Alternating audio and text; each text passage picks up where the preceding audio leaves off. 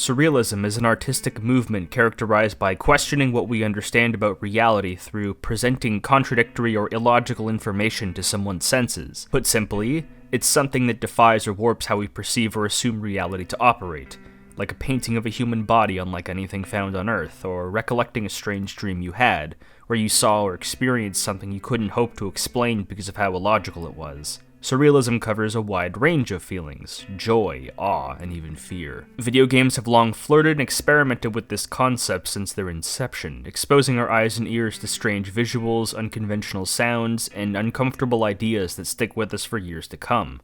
Reddit user Kindly Patrick has assembled an Iceberg chart detailing dozens of these surreal games, ordered top to bottom in terms of obscurity, which I'll be providing explanations for. Some of these games I've played, some I've never even heard of before, and some I've made full videos on the channel for, if you want to check them out. And while you're at it, consider subscribing, because this genre of games is my bread and butter, as my catalog proves. Special thanks to my loyal patrons, who ensure these videos come out quickly and remain high quality. Consider donating today to access a huge back catalog of exclusive videos not found anywhere else.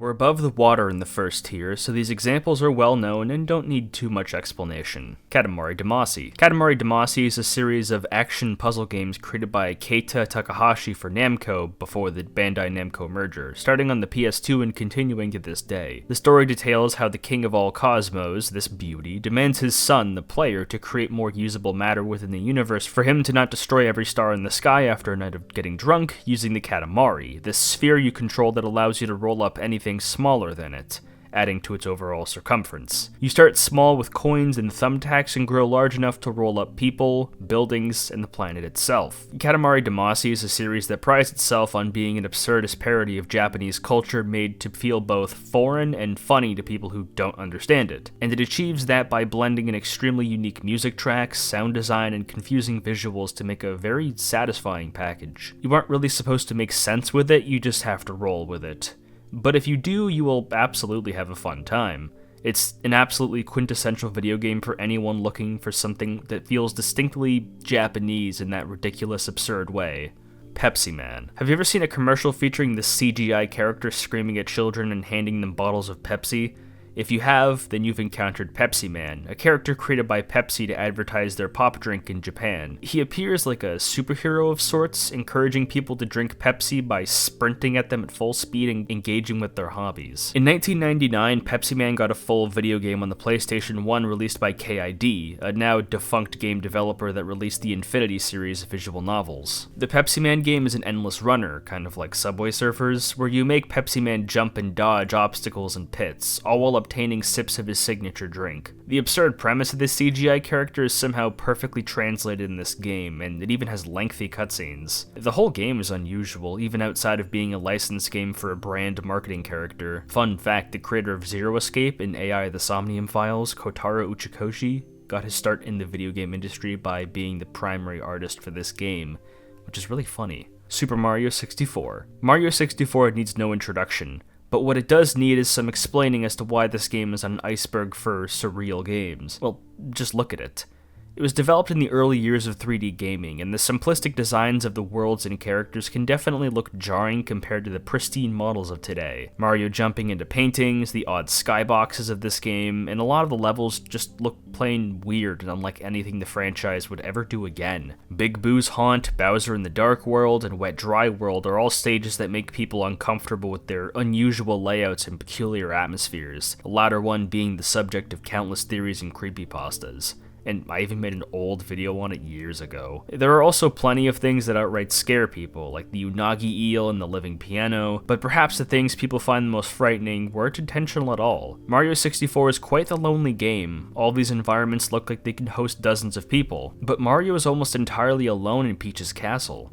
The game has been subject to countless creepypastas, with the rise of every copy of the game being personalized, the Wario apparition, and fan games like B3133. Perhaps what was once designed to look whimsical and awe-inspiring in 1996 now looks creepy and uncanny to people in 2026, because you still see people talking about how they get goosebumps during specific moments. This is a far deeper topic that certainly deserves its own video at some point. Earthbound/Mother. The Mother series is a trilogy of RPGs published by Nintendo that twists the traditional RPG formula by incorporating a contemporary American setting and distinct quirky sense of humor that's often replicated but never matched. Everything from the music, enemies, and game mechanics are all designed to be bizarre and off-putting. There's a distinct music track in Earthbound for weird enemies, who certainly match that description. The most iconic moments from the franchise are when it stops trying to be funny and leans into being disturbing, with examples like Earthbound's infamous Gygus fight, Ness and friends having their brains cut out and placed into robots, and Mother 3's major plot points about the death of Lucas's mother and fall to darkness his brother Klaus experiences.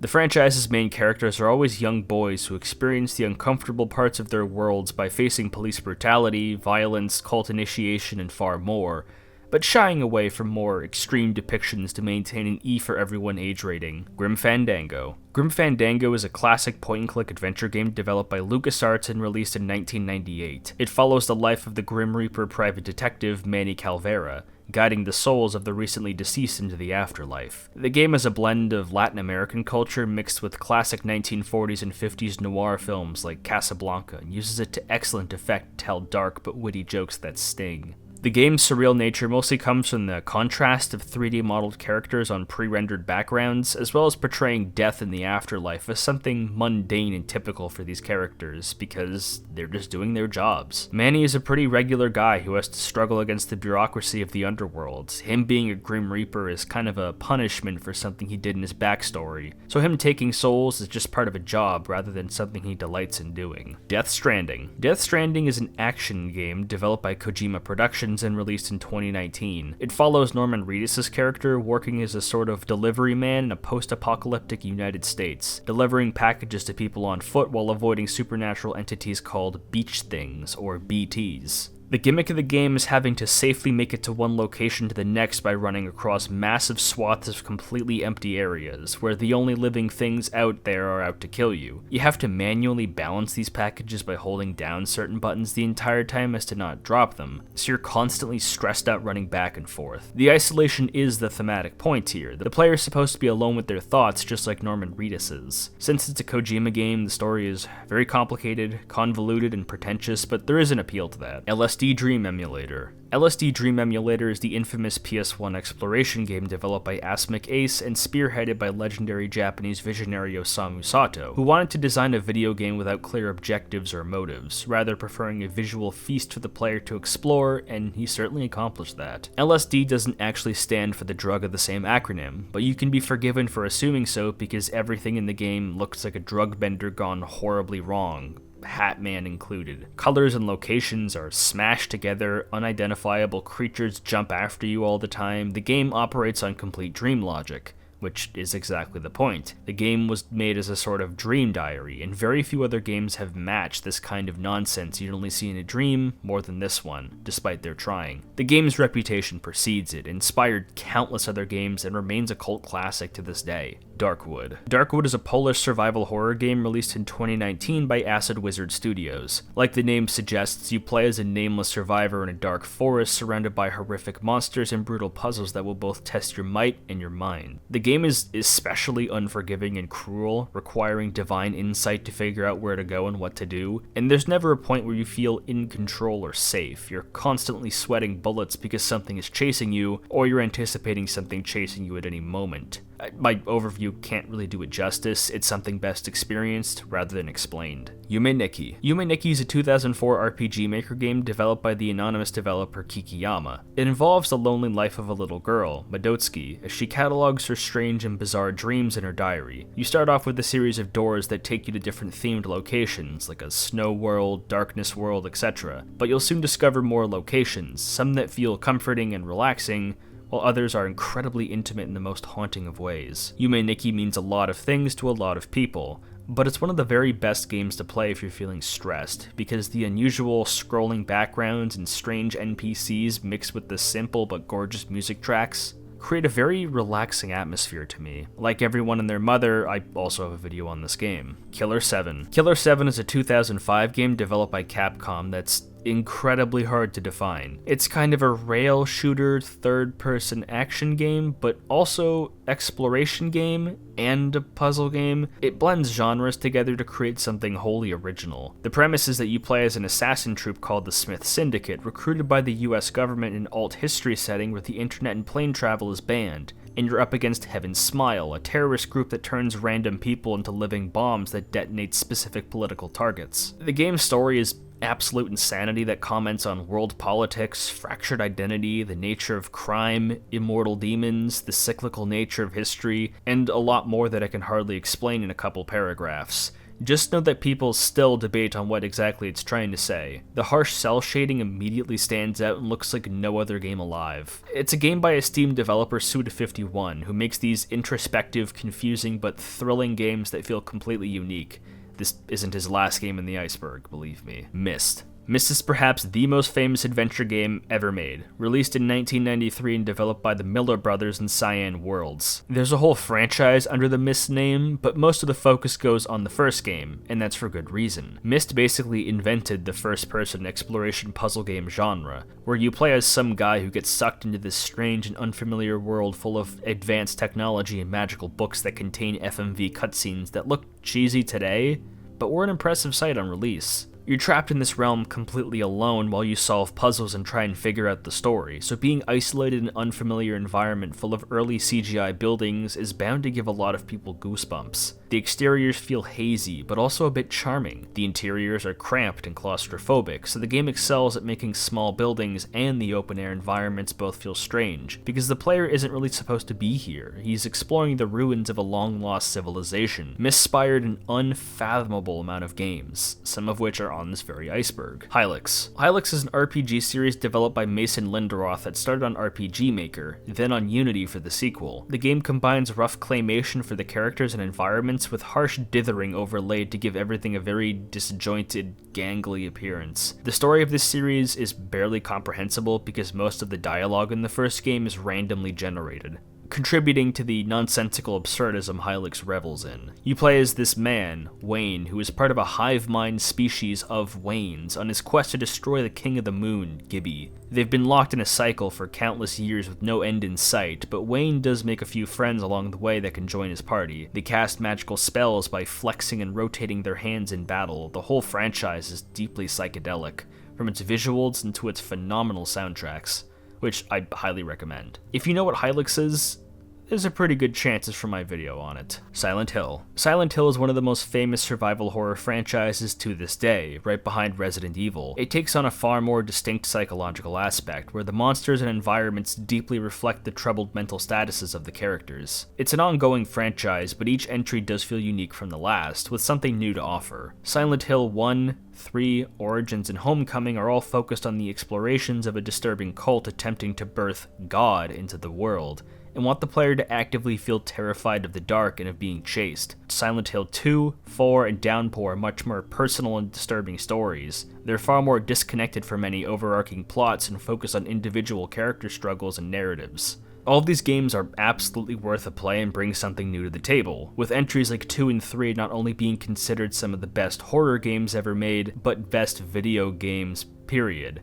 I have a video on Silent Hill 1 if you're interested. American McGee's Alice. American McGee is a video game designer who worked for id Software on games like Doom 2 and the Quake series before leaving and joining Rogue Entertainment under EA, who developed an Alice in Wonderland-inspired dark fantasy action game. It takes the fantastical descriptions and adventures from the classic Lewis Carroll novel and reinterprets them to fit a far darker journey through Wonderland. These creatures will kill you if you let them, so you need to use your arsenal of magic to defend yourself. Familiar faces like the Cheshire Cat and the Hatter are now much more frightening. Wonderland appears as a more tragic, fractured mental state instead of a land of whimsy and joy. The themes of loss of innocence and exploitation of young women are very prevalent here. There's also a sequel called Alice Madness Returns that incorporates madness as a sort of sanity meter that can leave Alice in a murderous frenzy, because the game leans further into the action elements. The Stanley Parable. The Stanley Parable is a narrative game developed by Davey Radin and William Pugh. It was originally a free mod for Half-Life 2 running on the Source engine, but eventually received a standalone version in 2013, and then an expanded version called Stanley Parable Ultra Deluxe in 2022. It's kind of hard to describe, but the game is about you, Stanley, and your life as is narrated by Kevin Brighting. The narration explains how boring and meaningless Stanley's life is as a lonely man working in a drab office environment and having little to no human connections,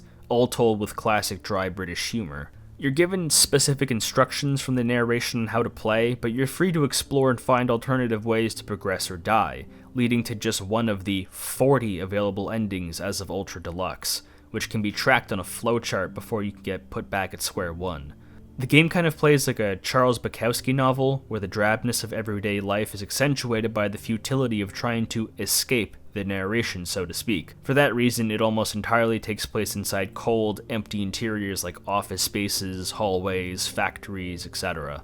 Barkley, Shut Up and Jam Gaiden. This one's kind of a rabbit hole. Charles Barkley is an incredibly famous NBA player who played for the 76ers, the Suns, and the Rockets. He had an NBA game series called Barkley, Shut Up and Jam, which featured his likeness for a very arcadey style game, most well known on the Sega Genesis. Cut to 2008, where a group of amateur developers called Tale of Games Studios, whose members include people like Chef Boyardee, Bort, Quackgiver, and more, released a free GameMaker game called Barkley, Shut Up and Jam Gaiden, because they thought it was funny, even though none of them had played the original Shut Up and Jam. The game depicts a totalitarian far future where Charles Barkley and other NBA players can perform something called the Chaos Dunk, a dunk so monstrously powerful that it's capable of killing millions of people. Barkley is on the run after being falsely accused of performing one, and is trying to escape from the B-Ball elimination squad. You meet other famous NBA players like Larry Bird, Michael Jordan, and LeBron James, who all have character arcs and different actions in battle. The game kind of plays like a simplistic blend of other Final Fantasy games, but also has timed hits like Mario RPG. The premise is absolutely bonkers, but the characters take everything deadly serious,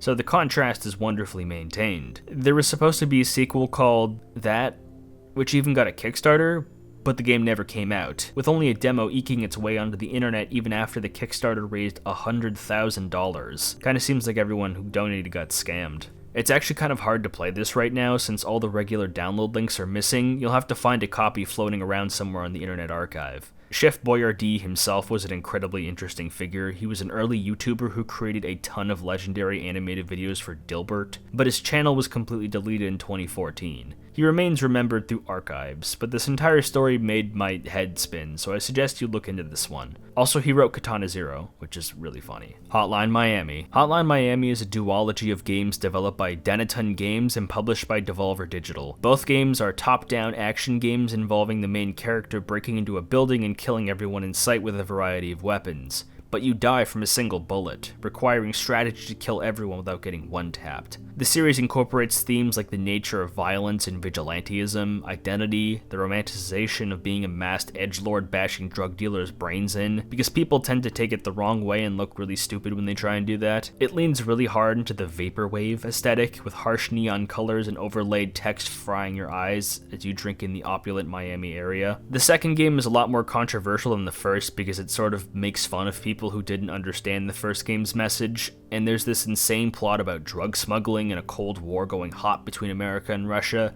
Think Postal 1's gameplay and social commentary, but much more colorful and somehow edgier. Superliminal. Superliminal is a puzzle game released in 2019 by Pillow Fort Games. You play from a first-person perspective where the main gimmick of the puzzles are based around on perception and optical illusions. When you hold an object and push it further away from you, it will grow bigger or smaller if you bring it closer to you. The player is stuck within a dream, and you're being guided on how to escape by the overseer of the project you signed up for. The name suggests the locations are liminal, as in they're transitional areas like hallways or passageways that feel alien, but also strangely familiar to you. Omori. Omori is an RPG Maker game developed by Omocat, released in 2020. It was in development hell since its Kickstarter campaign in 2014, promising a 3DS release that never came to be. But this game did come out, and became the poster child for quirky Earthbound-inspired RPGs. You play as Sunny, a hikikomori who escapes to his fantasy realm Omori to cope. Get it? Omori is gentle and colorful, while the real world is depressing and cynical. and the conflict between those two is ever present. It's a JRPG with a huge amount of significance placed on status effects like anger, happiness, and sadness, which drastically alters stats and works in a rock, paper, scissors fashion. Given that the main character is someone who never leaves their house and is perpetually stuck in a fantasy land of their own creation, the game deals with themes of psychological issues like depression, emotional instability, and all sorts of terrible things that can happen to children that would lead them to shut out the world in favor of a fantasy. Earthworm Jim. Earthworm Jim is an action platformer series created by Doug TenNapel, a controversial artist who's worked on dozens of graphic novels, television shows, and video games, plenty of which are on this Iceberg. Earthworm Jim is about an ordinary worm slipping into this spacesuit that gives him all sorts of abilities, which mainly involve blasting enemies in the face with a ray gun or using your head as a grappling hook. It's a really odd blend of 90s gross-out, sci-fi, and adult humor that a lot of people remember fondly. TenNapel is controversial because he got really into the American culture war of the 2010s and has some strong opinions about the LGBT and anything woke, so he basically doesn't have a real career anymore. Not that it matters, because Earthworm Jim died long before his career did, but he made Cat Scratch, so I can't slander him that much. The Neverhood. The Neverhood is another TenNapel game, this time developed in 1996 for PCs. It's animated entirely with stop-motion animation and with clay, with the few characters looking particularly warped and uncanny. The Neverhood is a puzzle game where you guide this guy, Clayman, through this titular world, which is nearly entirely deserted, as he struggles to piece together an identity for himself. Despite the very quirky soundtrack, the game is mostly silent, the only other sound being your footsteps or ambient droning. And combined with the Neverhood taking place in a black void where the lack of sky is always pronounced, this game ends up looking incredibly eerie. It's abandonware now, so you can either boot up Scum VM to play it, or the obscure Japan-only PS1 port. There is also a sequel made called Skull Monkeys that I'll talk about later. Limbo. Limbo is a puzzle platformer by Play Dead released in 2010 originally for Xbox Live Arcade, but has modern ports on just about everything. It follows a young boy looking for his younger sister in Limbo, an intermediary realm between life and death. The minimalistic, shadowy art style and gameplay loop of avoiding enemies and solving puzzles went on to inspire a ton of games that play similarly. This kid can die in some pretty gruesome ways if you don't evade enemies, which is kind of hilarious. Wario Land 4. Wario Land 4 is the fourth installment in the Wario Land sub-series for Super Mario, released in the Game Boy Advance in 2001. If Mario games are traditionally joyous and lighthearted, the Wario games are almost a parody. Instead of altruistically saving a princess, Wario is traveling across wacky worlds for the pursuit of riches, introducing all the very off-kilter enemies to a shoulder check or headbutt. Wario Land 4 is something of an enigma because it's sort of non-linear. You can choose which world to go to collect all the treasure you need to unlock the final boss. No two areas look alike, they're all bizarre and clash against each other, which is something the Wario games were slowly building up upon, culminating in Wario World being one of the weirdest looking games you'll ever play. Nintendo doesn't really use Wario outside of WarioWare anymore, which is a shame, because Wario Land 4 is an amazing game with a super distinct identity. Hatoful Boyfriend. Hatoful Boyfriend is a freeware doujin game visual novel created by anonymous artist Hatomoa, in which your player character is the only human in a world full of pigeons, including the boy you're trying to woo. It's a super famous parody VN played by everyone in the early 2010s on YouTube, and there are tons of sequels and remakes to such an otherwise simple game. This is one of those games that kickstarted the ironic Western visual novel scene that's still going on to this day. I mean, look at it. You're trying to get into a photograph of a bird's pants. What about this isn't surreal? Psychonauts. Psychonauts is an action platforming game released by Double Fine Productions in 2005. It tells the story of Raz, a young boy with psychic abilities who enters the minds of various people and explores them as individual worlds, which are all deeply symbolic to each respective character. It doesn't feel like dream logic, it literally is dream logic. It's baked into the platforming and means of progression, which serves as a wonderful base for completely original levels and boss fights. The game is mostly satirical, but there are a few standout haunting moments, like when you enter the mind of a character named Milia, who is normally a happy-go-lucky, carefree woman. She hides a horrifically tragic memory of an orphanage burning down, which killed all the children inside.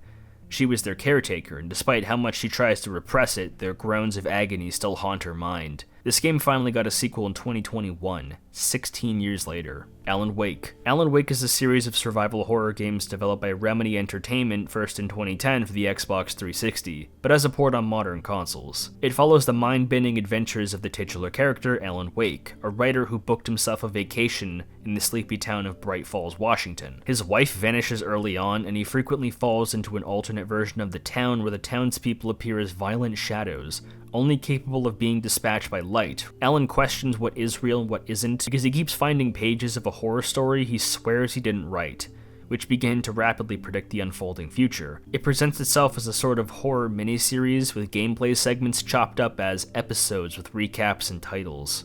The story of this game and its sequel are absolutely insane and are really hard to explain without too many spoilers, but it deals with themes of primordial battles of good and evil, fiction becoming reality, small town drama with some really fantastic twists and turns. I highly recommend the first game. Rainworld. Rainworld is a survival game made by indie studio Video Cult. You play as a creature called a slug cat, which is exactly what it sounds like, as you're separated from your slug cat family and must find a way back as you platform across a desolate world with threatening monsters.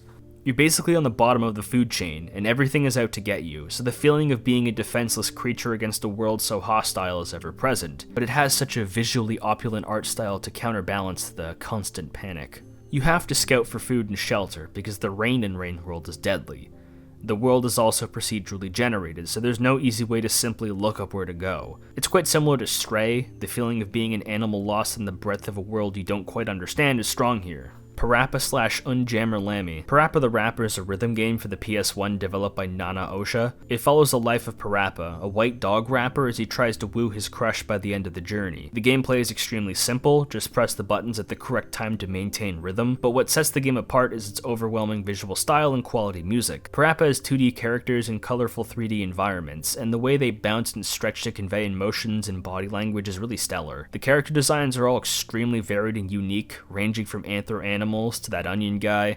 They all look distinct and feel like people you could reasonably meet, minus the onion part. Each scenario isn't just random. Continuity plays an important part connecting each gameplay segment, which you'd think would be annoying, but the cutscenes are so cute and charming that it just enhances the game. It also helps the music you have to rap to is extremely catchy on its own. Parappa became something of a small PlayStation icon. It's one of the games people immediately think about when the PS1 is brought up. The game has 2 sequels, a guitar-based spin-off surrounding the side character Lammy, and Parappa 2 on the PS2, which is very fitting. Oddworld. Oddworld is a series of adventure games created by the Oddworld inhabitants, but most people think of Abe's Odyssey and Abe's Exodus, the first 2 games that came out on PS1. It follows Abe, a member of a downtrodden species in a world so consumed by hypercorporatism that its overlords, the Gluckins, are hell-bent on selling the Mudokan, Abe's race of creatures, as meat products to be consumed. This causes Abe to escape the factory he worked at and go on a spiritual journey throughout the nearly destroyed planet, recruiting and saving other members of his species by using voice commands to lure them away from enemies and traps. The first 2 games are cinematic platformers, meaning you can die very easily and need to evade things rather than stomp on them, which gets more complicated as you try and save your brethren from their deep-fried fate. The game deals heavily in the themes of corporatism, environmentalism, but it also mixes plenty of biblical references. Oddworld employs an exceptional atmosphere with its pre-rendered visuals and gorgeous ambient soundtrack. There were a couple spin-off games that did their own thing, a remake of Odyssey, and a sequel that isn't a remake to Exodus, but its own thing. So I guess there's 2 timelines for Oddworld. Hypnospace Outlaw. Hypnospace Outlaw is another game that's really hard to settle into a typical genre. You explore a fictionalized version of the internet in 1999 that leans into that retro aesthetic, but there's also a ton of stuff grabbed from Vaporwave.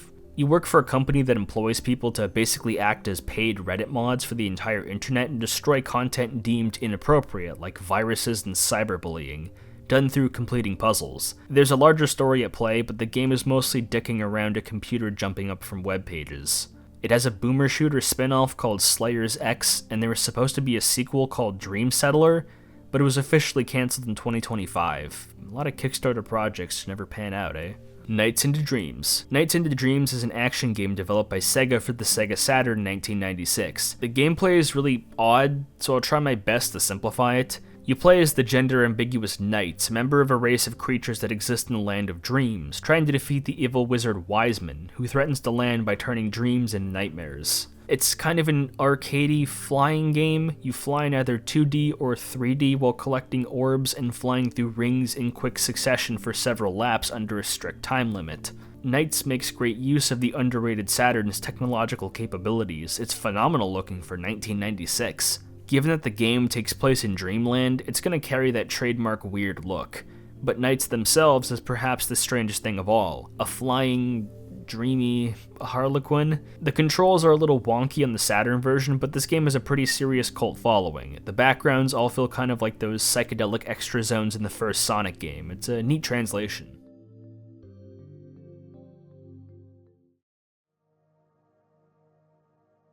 Hello everyone who skipped Tier 1. We're on Tier 2, dipping our toes in the water and exploring titles that have cult followings, but no one would call mainstream. Also, if I correctly called you out for skipping this first tier, you have to subscribe. Sorry, them's the rules. Signalis. Signalis is an indie survival horror game developed by Rose Engine and released in 2022. The game takes place in a retro-futuristic sci-fi world where the Cold War went hot and ushered in the creation of gynoids, extremely advanced robots meant to resemble humans. Elster is the game's protagonist. She awakens in an unarmed mining facility full of dangerous robots out to get her for reasons she doesn't quite understand. The game features resource and inventory management, switch-based puzzles, and exploration for deepest lore as Elster gradually regains her memories about her life and lost love. And depending on your choices, there are multiple endings.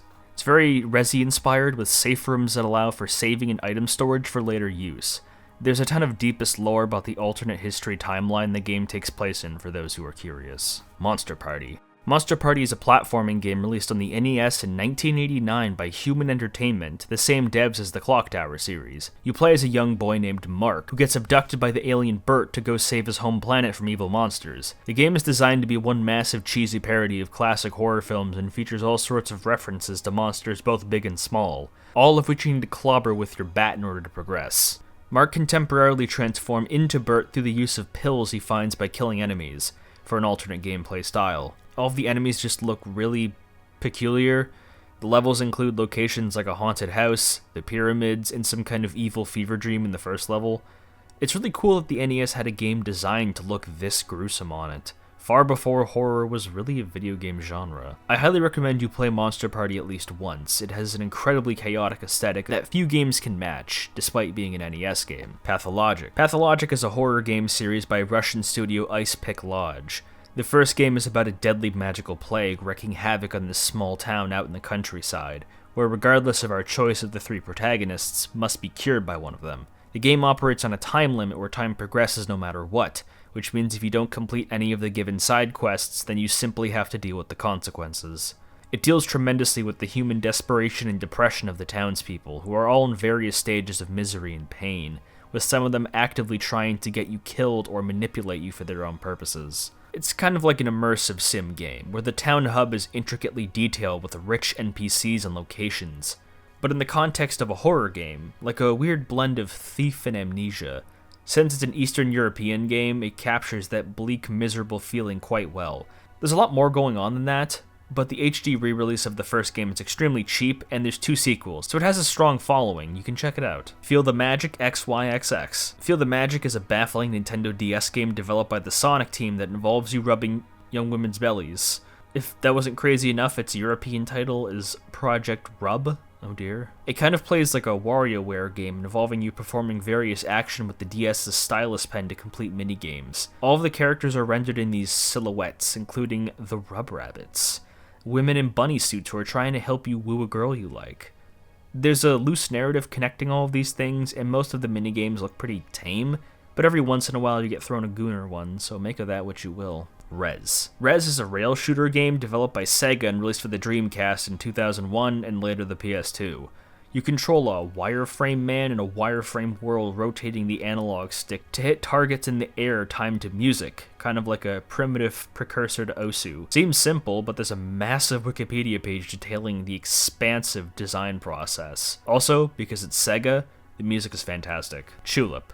Tulip is a narrative simulation game developed by Punchline, the Rule of Rose developers, released on the PS2 in 2002. It follows the young boy's attempts to get together with the girl of his dreams, but he's too poor for her, so it doesn't work out. The game follows his adventures in improving his reputation and street cred by completing various tasks for the townspeople, and then kissing them to earn their respect. That sounds like it's trying too hard to be quirky, but this game is actually super fun, and the tasks you have to do aren't that bothersome. The town and the characters are all super entertaining and interesting, and the chores you end up doing kind of feel more like detective work than anything else. It's confusing, weird, very Japanese, but this game has a massive cult following. The fact it was localized at all is a miracle. Anatomy. Anatomy is a short indie horror walking simulator game by famous developer Kitty Horror Show. The game is one of countless games that lean into being so retro with the low poly graphics and VHS aesthetic. So brace yourself for that as we explore further into the Iceberg. You explore a haunted house that gradually warps into being unfamiliar and outright hostile as the player listens to consecutive tapes detailing the psychological contemplations of living in a modern contemporary home.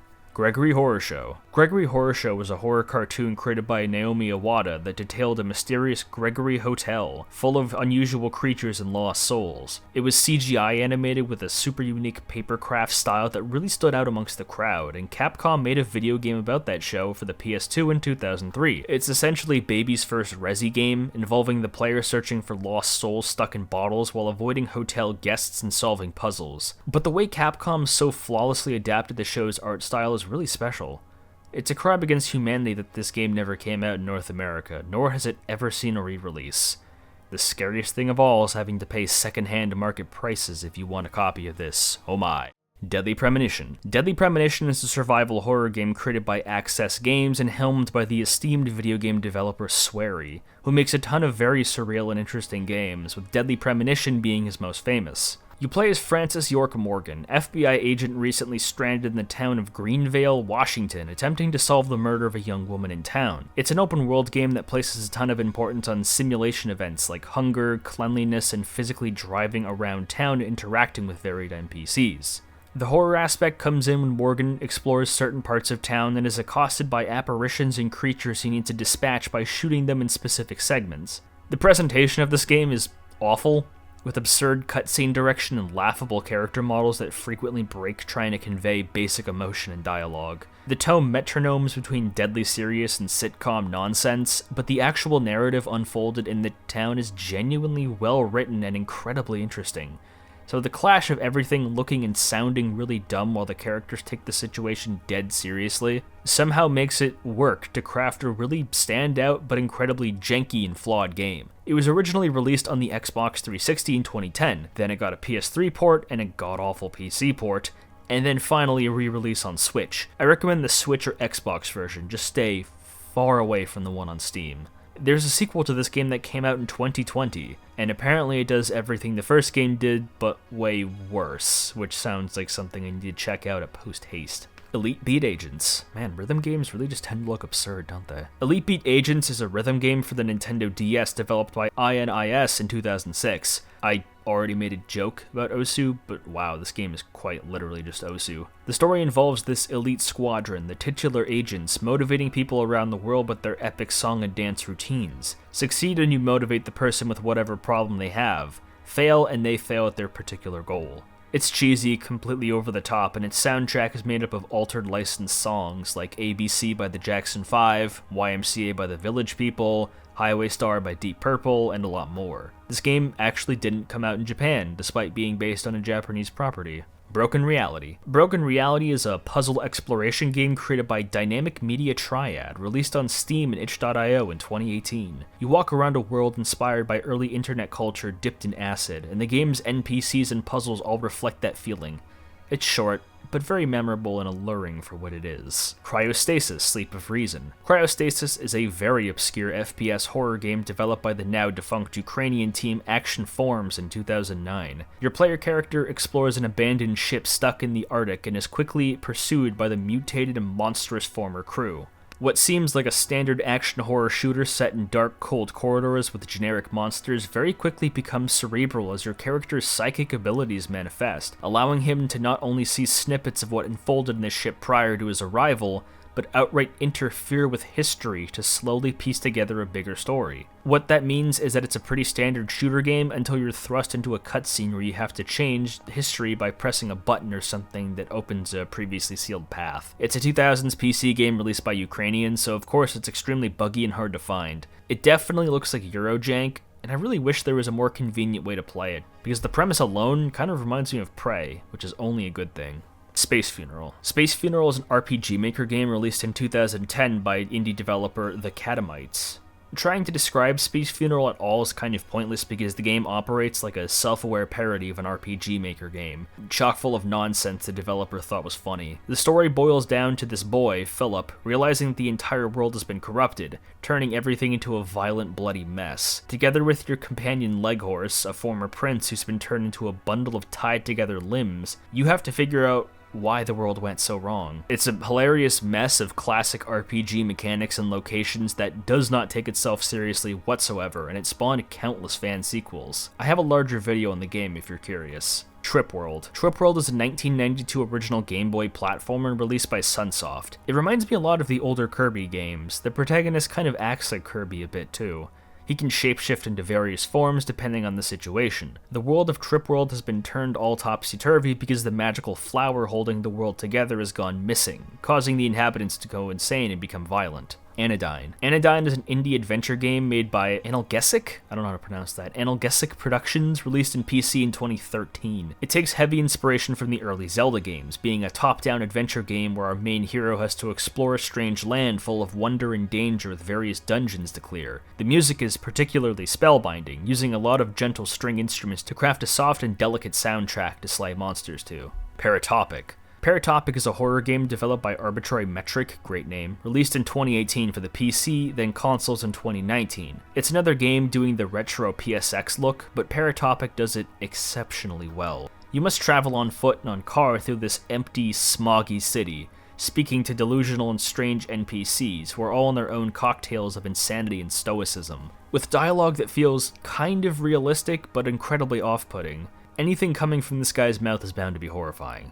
It's a short game with a surprisingly deep story that hides things in subsequent playthroughs, but it's mostly a narrative game about talking to people and walking to your next conversation. The city is just big enough to feel breathtaking, but never boring. Mischief Makers. Mischief Makers is an adorable little game developed by one of my favorite game developers, Treasure, for the Nintendo 64 in 1997. It's an absolutely stunning mix of 2D and 3D animation, with this little cutie patootie named Marina Lightyears on a quest to find her robotic father from an evil space emperor.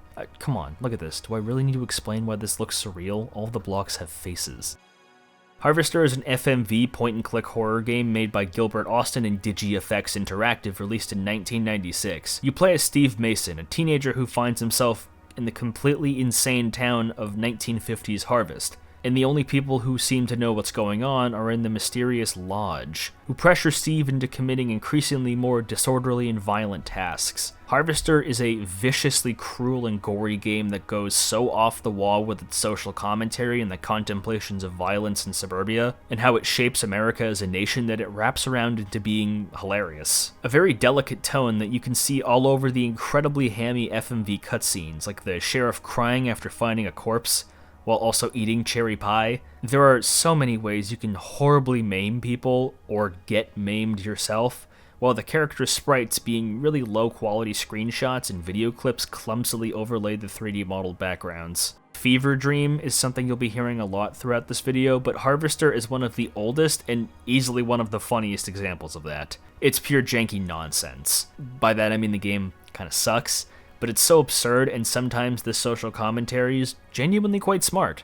So it's a mixed bag of awful game design and laugh-out-loud moments. I do have a full video on the game, but it's quite old and doesn't reflect my current video quality. Divine Cybermancy. Divine Cybermancy started out as another mod for Half-Life 2 developed by Sturamon Games, until they decided to make it a full-fledged product using the Source engine, releasing in 2011. Is an incredibly rich and dense immersive sim, with an enormous amount of attention to detail put in its weaponry, world building, and dystopian sci-fi aesthetic, which is something of a blend of Warhammer 40k and the manga Blame. The lore of this game is insanely complicated and basically impossible to summarize quickly, But from what I gathered, you play as a technologically advanced psychic monk who works for a militaristic cult, where you have to navigate a political conflict within your organization and deal with ongoing memory loss. There are a ton of RPG mechanics, strategies to employ, just an absurd amount of details within this game that make it look incredibly intimidating for anyone wanting to try for the first time. And the general consensus is that not all of it works perfectly when mashed together, but the game has so much swag that no one really cares and they still recommend it. Lisa. Lisa is a trilogy of RPG Maker games released by Dingaling Productions. It's a really funny name. Over the course of the 2010s. The first one, quite fittingly, is called Lisa the First, where you play as Lisa, a young woman with an extremely troubled home life as she explores symbolic landscapes within her own mind, very similar to Yume Nikki. The second game is called Lisa the Painful, where you play as Lisa's older brother Brad, in a post-apocalyptic world after an event called the Flash that scorched the earth and killed off all the women, leaving the survivors no way to repopulate the earth. In their madness, they turn to a drug called Joy that distorts their minds and causes them to rapidly mutate. Brad finds a young girl, names her Buddy, and goes on a journey to ensure her safety in a world full of psychotic drug addicts and gang members. The final game is technically a DLC expansion, but it's so large it might as well be its own game. Lisa the Joyful follows a grown-up Buddy who's taken on a dark path and begins slaughtering anyone in the wasteland standing in her way of becoming the most powerful person in the wasteland by killing every other gang leader. These games are wildly depressing, and there are plenty of super downcast moments and themes about violence against women, drug addiction, and guilt. But Lisa as a series takes a lot of inspiration from Earthbound, so there's still a layer of dark comedy applied to everything. I really need to get around to making a Lisa video, don't I? Off. Off is another RPG Maker game, this time released in 2008 by Unproductive Fun Time. You play as a man known only as The Batter on his journey to purify the world. And by that, I mean clobber every supernatural entity's head in with a baseball bat. It behaves like an extremely standard RPG, but with a quirky layer applied. You know where this is going. Like, instead of your element tags being fire and ice, they're plastic, meat, and sugar. Your party members are floating Greek symbols like Alpha, Omega, Epsilon, etc. The minimalistic art style and out-of-this-world soundtrack helped it develop a huge following early on, and it's cited as one of the most influential RPG Maker games of all time, and for good reason. There is an updated version released in 2025 with some quality of life features, but it lacks the great soundtrack, so I wouldn't recommend it. Dropsy. Dropsy is a point-and-click adventure game developed by Jay Tholen and released on PC in 2015, with the Switch port coming in 2022. You play as this horrifying clown named Dropsy, trying to clear his name after he was outcast from his family circus after a mysterious fire broke out. Unlike most other adventure games, Dropsy features very little to no dialogue. Instead, characters speak with visual glyphs, which you need to interpret to figure out where to go and how to solve puzzles. This game actually started out as a choose-your-own-adventure thread on Something Awful, where users would submit messages to tell Dropsy where to go.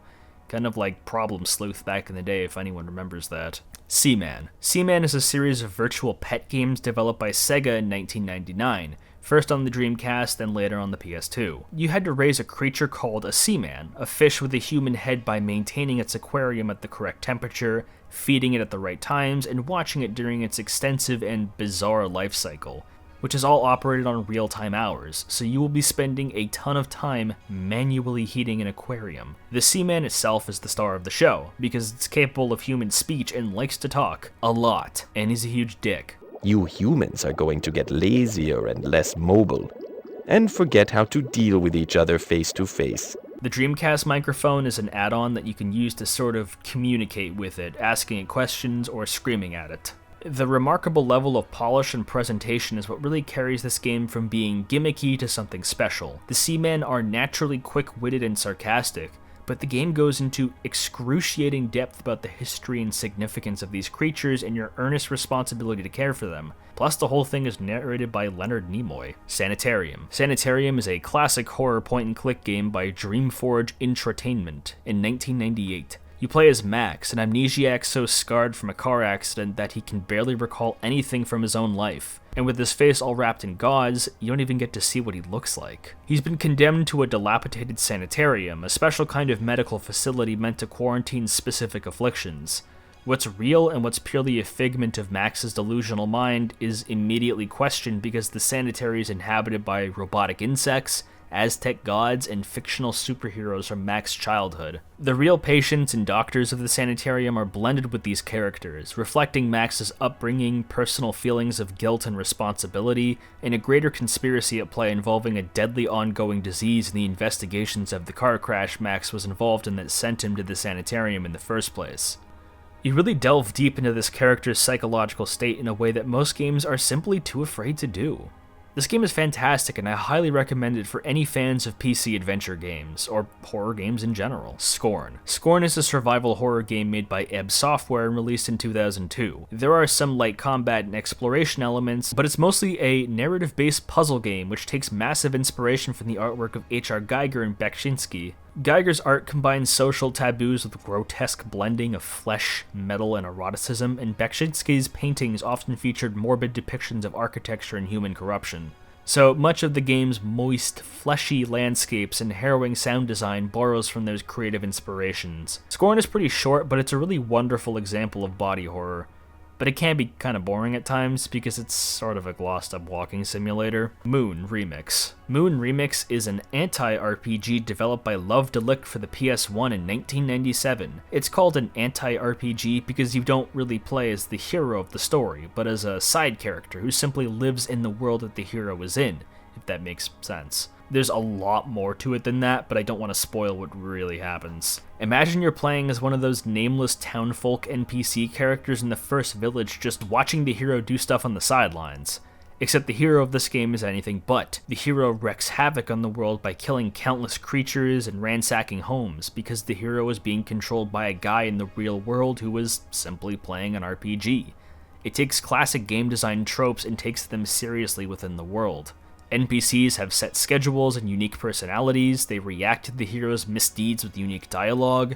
You don't really play the game as an RPG, but more as an explorative narrative game. It's convoluted and doesn't sound super enticing when explained, but this game rocks. It's a personal favorite of mine. Gris. Gris is a platforming game developed by Nomada Studio in 2018 and released on basically everything. The art style takes on a very pronounced watercolor aesthetic with decadent lighting and powerful usage of colors that makes it a feast for the eyes. There's an involved story, but it's told mostly through location rather than dialogue. Euphoria / Hibareki. Euphoria is a 1991 adventure game made by Sunsoft for the NES. It's actually quite similar to Trip World, which makes sense considering they're both Sunsoft games. It operates exactly how you'd think a 90s NES game would. Tight controls, multiple playable characters, banging soundtrack, but Euphoria is more of an explorative and non-linear than most games on the console. I just have to point out how good the art style is. I love it a lot. Axiom Verge. Axiom Verge is a Metroidvania game released by Thomas Happ in 2015. Like you suspected, you're thrown into an unfamiliar alien world populated by monsters, and you need to map your way out on your own, with multiple pathways and character upgrades available to you. And you shoot a little bit more like Contra than Samus does in the old Metroids. I'm normally not a fan of Metroidvanias, but this one's pretty good. It also has a sequel that came out in 2021, Rule of Rose. Rule of Rose is a game I've mentioned already, released in 2006 by Punchline for the PS2. It's very janky but very stylish survival horror game where you play as a young woman who's stuck inside of a school run by a gang of psychotic and delusional young women who have taken over the school and established themselves as a totalitarian dictatorship. Naturally, the themes include things like the pressure of education on young people, childhood abuse and trauma, and victimization of women. It strikes a very fairy tale tone, but Brothers Grimm fairy tale. Frog Fractions. Frog Fractions is a browser game created by Jim Stormdancer. It starts off as a very boring educational game where you play as a frog eating flies, but it gets way more unhinged the more you play, switching genres to become a rhythm game, a visual novel, etc. It's a bait-and-switch game where it keeps switching genres and telling a very sparse but ridiculous story about boxing, porn, and space travel, and that's being tame. It doesn't last too long and it aims to really push your buttons all throughout, to see how far you're willing to suspend your disbelief for the insanity you're experiencing. There's an enhanced version that adds more, released on Steam for free.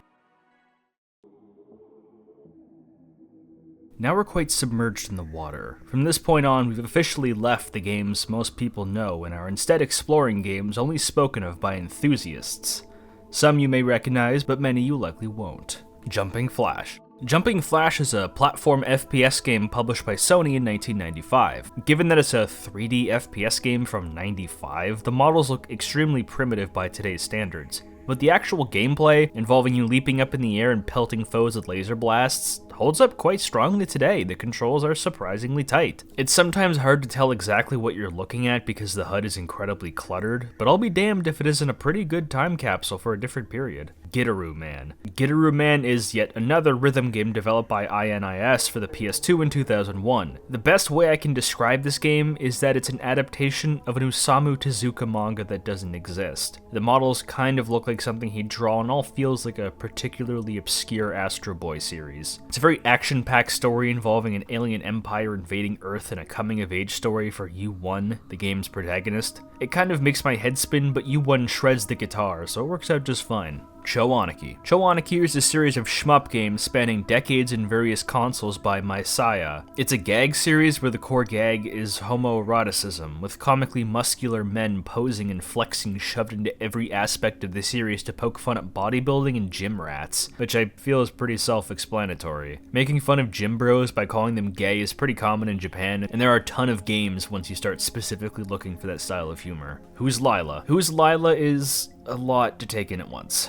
It's an adventure game by someone going by Garage Heathen, following the non-chronological life of William Clark, an autistic man who struggles to convey emotions through facial expressions. So while you interact with the game in a point-and-click fashion, you have to manually distort his face to convey a specific expression for character interactions, kind of like messing with Mario's face in Mario 64. The visual style sort of resembles the Game Boy camera, where everything is hard to make out and character expressions are incredibly uncanny to look at. The story claims it's solving the question of, who is Lila, but by no means is it comprehensible to the human mind. It twists, turns, veers into some truly uncharted territory by weaving in flashbacks and a ton of ARG elements, like having to sift through website pages and characters' social media accounts to tell what's going on. It's a complete nightmare to try and explain, but it has a small but very dedicated following for a reason. Vibribbon. Vibribbon is yet another rhythm game by the same developers as Parappa for the PS1 in 1999. The entire game is extremely minimalist, with the world and characters being entirely composed of rudimentary line art against a solid black background. You guide Vibri the rabbit through levels by pressing buttons at the right time to music. Kind of speaks for itself, just look at the screen. I'm really impressed at how adorable they made Vibri. They managed to convey so much emotion and body language with such simple geometric shapes. It's really impressive. Yuppie Psycho. Yuppie Psycho is a survival horror game by Baroque Decay, released on the PC in 2019 and then later on home consoles. You play as Brian Pasternak, an unremarkable putz working an office job as a witch hunter, where the office begins to become corrupted by the witch he needs to hunt down. There's no combat, you can only run and hide, and sometimes create traps for the monsters that begin to spawn all around you. It's a very satirical game that draws a lot of inspiration from anime and some classic American films like Gremlins. Stretch Panic. Stretch Panic, or Freak Out in Europe, is a 3D platformer made by Treasure for the PS2 in 2001. You play as a young girl named Linda, who lives with her 12 obnoxious sisters, but they're all kidnapped by 13 demons and locked away in different worlds. However, the 13th demon gets attached to Linda's scarf and becomes an unwilling ally, acting as a massive shadowy arm for Linda to use to attack and grapple foes with. It strongly resembles Wario World, given that it's by the same developers. The world themes are confusing, but a real treat for the eyes and ears, and the gameplay is super satisfying to master, despite its simplicity. Each world looks completely different from the last. The first enemies are women with breasts 3 times the size of their bodies, which teaches you how to grapple onto things with the arm, which is certainly helpful. The New Zealand Story. The New Zealand Story is an arcade platformer released in 1988 by Taito. You play as a little kiwi bird out to rescue his girlfriend. But why is it called New Zealand Story? Because one of the programmers for the game was so pleased with the vacation he took there that he modeled the entire game based off the island. How well does it capture the country? Well, there's a mix of tropical coasts, ancient ruins, and hunts, so perhaps you be the judge of this one because I've never been. Zombie Nation. Zombie Nation is an NES shmup game released by Kaze in 1990. An alien named Darkseid steals the legendary blade Shura, which causes this guardian, a severed samurai head named Namakubi, to fly to the United States to go retrieve it and save the world. But by saving the world, I mean vomiting up eyeballs and bulldozing through buildings. If that isn't crazy enough, boss fights include the Statue of Liberty, Paul Bunyan, and a nuclear power plant. The samurai head was originally a Tengu mask in the Japanese version, but I assume was localized to a samurai head to be more familiar to Western audiences. This game is teeth-grinding grindingly difficult and its soundtrack is a total mess, but I love it a lot. .flow. .flow is one of the most famous Yume Nikki fan games ever made, created by... lol. It's almost identical to Yume Nikki's core gameplay, but rather than using dreams as a vehicle to explore strange worlds, Sabitsky, the protagonist, uses the internet to achieve a flow state, where you become so immersed and aware of what you're doing that the rest of the world is blocked off, or as the kids call it now, being locked in. Mr. Mosquito. Mr. Mosquito is a stealth action game made by Zoom in 2001 for the PS2. You play as a mosquito living in a family's home who needs to keep biting them and sucking their blood in order to survive. And you obviously can't be caught because they'll kill you. It speaks for itself, but the uncanniness from those 2001 human models really make them look more like monsters than people. Incredible Crisis. How do I even describe this one? Released in 1999 for the PS1 by Polygon Magic, Incredible Crisis is an adventure game where you follow a day in the lives of each member of the Tanamatsuri family as they go about their lives and try and get home to celebrate the grandmother's birthday. This is anything but an unremarkable day because each of them have to go through some of the most demented daily regiments I have ever seen put to screen. They get involved in terrorism, adultery, workplace accidents. It's just pure pandemonium you have to engage in by the way of minigames, requiring you to jump or rotate the analog sticks in a certain way to pass, and failure usually means death, by the way. Because it's a linear game, it doesn't have a tremendous amount of replay value, but the one time you do play it, it will absolutely be unforgettable. Goblet Grotto. Goblet Grotto is another indie game made by the Catamites in 2012. It's an adventure game that drops you right into this world and throws a ton of glyphs at you, which is an in-universe language you need to manually translate by going through the game's files. And when you do, the text doesn't even make a whole lot of sense. It's kind of a parody of adventure games where you play as a toad looking for treasure in a distant land, but progression is so cryptic and nonsensical that just wandering around dazed and confused is just as valid as a gameplay option. All of the characters are rendered as these flat, monocolored sprites against a sprawling 3D environment that's as awe-inspiring as it is confusing. There's technically a story, but good luck figuring it out. Urban Yeti. Get ready to Yeti. Urban Yeti is a GBA game by Canadian developers Cave Plus Barn Studios, and the story involves a Yeti traveling to...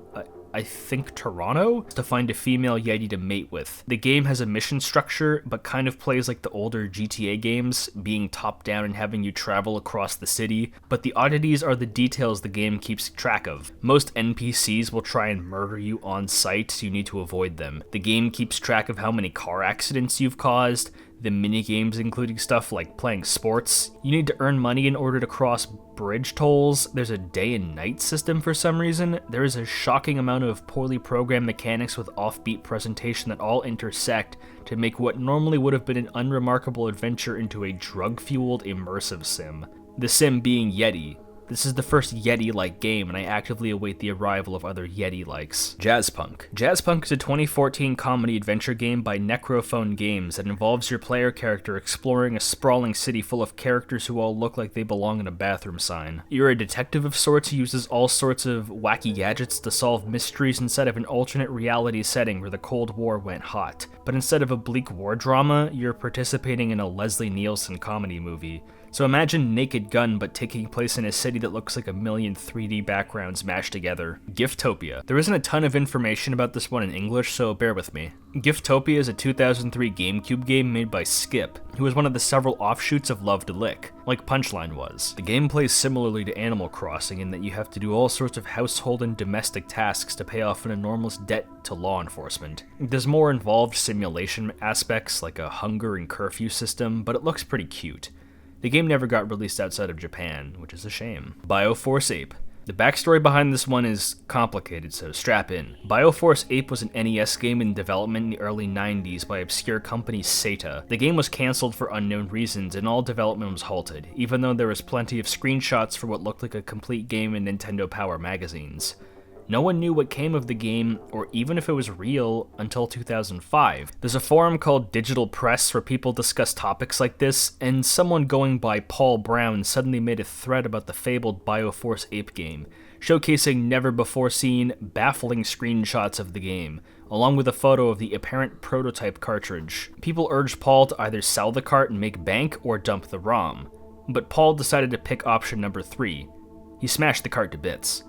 People were outraged, but Paul quickly explained that the entire thread was a hoax and he simply drew those screenshots just to troll people, which is some serious dedication to the bit that makes me smile. Bioforce Ape once again was lost to the sands of time until 2010. A Yahoo Japan auction showcased another prototype cart in a screenshot, but not much info past that. No one knows who this mysterious seller was and if the game was legit, but the forum staff decided to call a meeting and pitch in to buy the game for a shocking $2,700 just to be sure. Of course Paul Brown was involved, but a user by the name of Chris Koval had it shipped to his house, where he showcased a devastating photo. The cart had arrived broken. Nah, just kidding, the photo was fake, and Bioforce Ape was finally dumped onto the internet and ready to play. Quite the story, isn't it? Bioforce Ape has you play as a mutant monkey man modeled after Hulk Hogan on a mission to save his creator, and where all of your attacks are inspired by wrestling moves. The game's screen scrolling and character animations look leagues above anything else on the console, almost feeling like a Super Nintendo game. Curiously, the game seemed to be just about finished, with complete music, level designs, almost everything except for the final boss, which has no programmed attacks. Again, why this game was cancelled I have no idea, but its story is total lunacy and remains the most famous part of the game. Xenoclash. Xenoclash is a first-person fighting game developed by Ace Team, released in 2010 for Windows and then Xbox 360. Notice how I said fighting and not shooter? That's intentional. Xenoclash plays like a fighting game translated into first person, where you have to punch people with your bare hands and then dodge with the shoulder buttons. It has a very tribal, kind of Conan the Barbarian look to it, where everyone is kind of a violent savage fighting with weapons made from animal tusks in the background of a primitive but fantastical land full of monsters and shamans. Ace Team developed Xenoclash over the course of 10 years. They had to keep scrapping the project until they finally got something working on the source engine, and they were able to not only keep their doors open, but release a sequel too. Cruelty Squad. Cruelty Squad is an immersive sim FPS game made by Consumer Soft Products for Windows in 2021. I'll keep it brief since you've probably heard of this one. It's an absolutely disgusting looking mission-based FPS where you set out to assassinate various political targets in the backdrop of a world so consumed by hypercapitalism that it warped the environments to look as revolting as possible. You have to play the stock market for upgrades, give up your soul to literally buy your life back. Its social commentary is as blatant as humanly possible. Cruelty Squad's inspired a ton of other games, but none really reached the heights it did, which is kind of a recurring trend. Lucidity. Lucidity is a 2009 puzzle game released on the Xbox Live Arcade by LucasArts. The main character walks on her own, you have to place randomly shaped objects in her way to guide her to safety by the end of the level. It's got a very serene and gentle look to it. You get to really breathe in nature with a very relaxed and calm puzzle game. Baroque.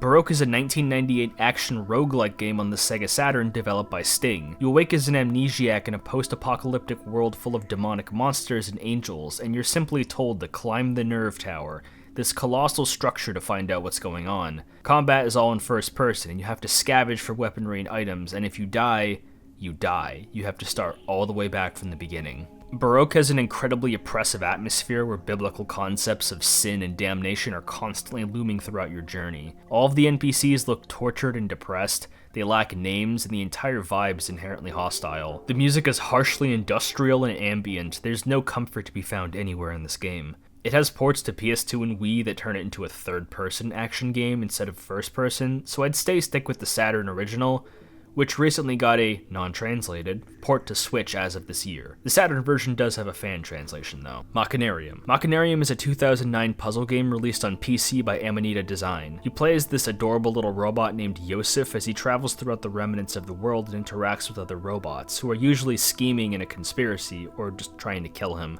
It resembles the movie 9 a lot, both in appearance and story. Sakeless. Sakeless is a freeware 2003 game maker indie game by Clive Fytham, I think that's how you say it, released for Windows. It's a pretty standard platforming game, but the very casual and comforting visuals and gameplay set out to do exactly that. Be non-threatening fun for all ages, which I think it does pretty well. It doesn't look surreal to me though, maybe I'm missing something. Opuna. Opuna is a 2007 Wii RPG developed by Art Piazza. The gimmick of this game is that it can almost entirely be played on the Wii's nunchuck, which moves Opuna and fires the projectiles in combat sections. It's half RPG, half-life simulation game where you explore this little sci-fi world and talk to NPCs and buy little knickknacks. The appeal is that it's made by a ton of legacy staff from older Dragon Quest games, so it's half of playing a cozy RPG from industry legends and half dicking around for the sake of dicking around. PO'd. PO'd is a 1995 FPS game made by AnyChannel for the 3DO of all consoles. You play as a violent chef who's crash landed on a hostile alien planet where all of the aliens look like crude sex organs. Your weaponry is a mix of kitchen utensils and science fiction guns. You get a jetpack. It's very grimy, but a shockingly fun shooter game that's been resurrected from the grave by Nightmind Studios. I mean, the game kinda sucks, but it sucks in a way that's super entertaining for an FPS nut like me. Skull Monkeys. Skull Monkeys is yet another Doug TenNapel game, released in 1998 and developed by the same studio. It's a full sequel to The Neverhood, but now it's an action platformer rather than puzzle game. You still play as Clayman, and in Japan it was outright called The Neverhood 2, so the title and genre change is something I don't quite understand. But if you can get over that, this game is actually pretty cool. The humor and sound design is all there. They just wanted to make a platformer instead of a puzzle game. It's a good time. Post Void. Post Void is a 2020 FPS game developed by YCJY Games for Steam. You have to play this game as fast as humanly possible and complete each level within a matter of seconds, encouraging multiple playthroughs until you get it right. The visuals are absolutely eye-searing, with harsh neon colors blurring past you as your character sprints around corridors looking for things to kill. Post Void was tremendously influential to the movement shooter genre, where the aim of the game is to play as fast as possible via parkour, canceling animations, etc. There's a variety of weapons, a score system, and it's dirt cheap. What's not to love?